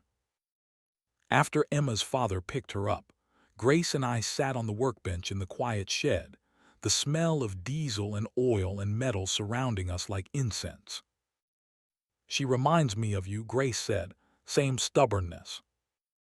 "Is that a compliment?" "From me it is." We sat in comfortable silence for a while. The late afternoon light slanted through the windows, turning the dust motes golden. The workbench where Robert and Ethan had worked was worn smooth by generations of use. The tools hanging on pegboards had served 4 people now across 7 decades, knowledge flowing through steel and instruction. "You did what I hoped you'd do," Grace said finally. "Came back, kept teaching." "I'm starting full-time in a few weeks. Still feels strange to be on the other side." "But you will. And when you do, you'll pass on what Robert and Henry started, what I tried to continue." She touched my hand. "That's all I wanted, for it to matter that they lived, that their knowledge survived them." "It matters." I squeezed her fingers gently. "You made sure it mattered." "We made sure, all of us." I thought about that as I drove back to Bozeman that evening to finish packing for my move to Miles City. About the chain of knowledge stretching back through Grace to Robert to my grandfather to whoever taught him. About the chain stretching forward through me to Emma to whoever she'd teach someday. About work that outlasted the people who did it because someone chose to pass it on rather than let it die. The Saturday before Christmas, I drove to the Powder River County Museum. They were closed, but the director had given me a key years ago, told me I could visit the Farmall whenever I wanted. It sat in the same spot under the same lights, looking exactly as it had 3 years ago, perfect and whole and preserved. I climbed up into the seat one last time in this building. Put my hands on the wheel where my hands and Grace's hands and Robert's hands and my grandfather's hands had all rested at different times. Closed my eyes and felt the connection across decades, across deaths, across the thin barrier between past and present. The journal was in my bag, Robert's words and my notes and Emma's recent questions all layered together.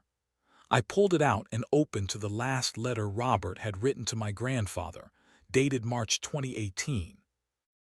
"Henry, I'm writing this even though you've been gone 4 years because I don't know who else to tell.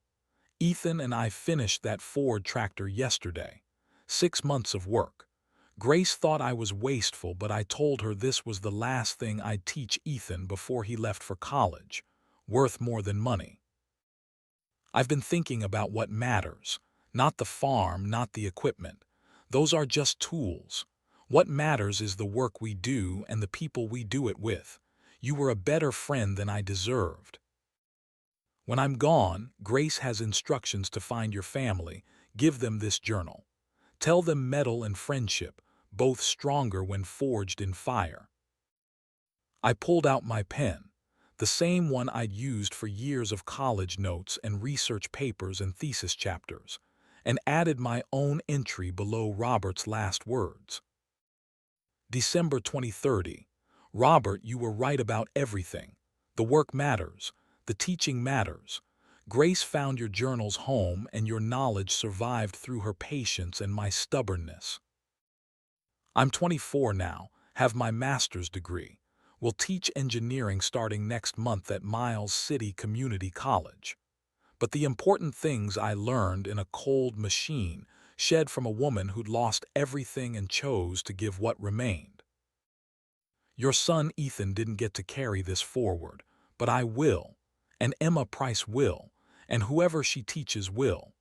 The knowledge travels through hands and sweat and the refusal to let good things die. Thank you for writing these letters. Thank you for being my grandfather's friend. Thank you for believing that teaching mattered more than the pain of loss. Your knowledge survived. We made sure of it." Reese Ford. I closed the journal and sat there in the quiet museum, hands on the Farmall's wheel, feeling my grandfather's presence overlapping with mine. Not a ghost, not a memory, but something stronger. Legacy. The proof that his life had mattered, that his work had survived, that the skills he'd passed to others continued. The tractor would sit here for decades, maybe centuries, preserved and maintained and teaching people who'd never know my name or Robert's or my grandfather's. But they'd know that broken things could be fixed. That patience and precision mattered. That knowledge passed through trust and hands, and the stubborn belief that good work outlasted the people who did it. I climbed down from the seat and stood back, looking at what we'd built together. Not just a restored tractor, but proof of continuation. Proof that communities caught you when you fell. Proof that teaching someone was how you survived your own death. The last good thing my grandfather did was trust a 5-year-old girl with tools and patience. That trust had survived his death, and my mother's death, and years of homelessness, and catastrophic engine failure, and every obstacle that should have stopped it. Now I'd carry it forward. Teach Emma and students at the community college and anyone willing to learn that working with your hands was honest prayer. That precision mattered. That refusing to quit when things broke was how you honored the people who believed in you.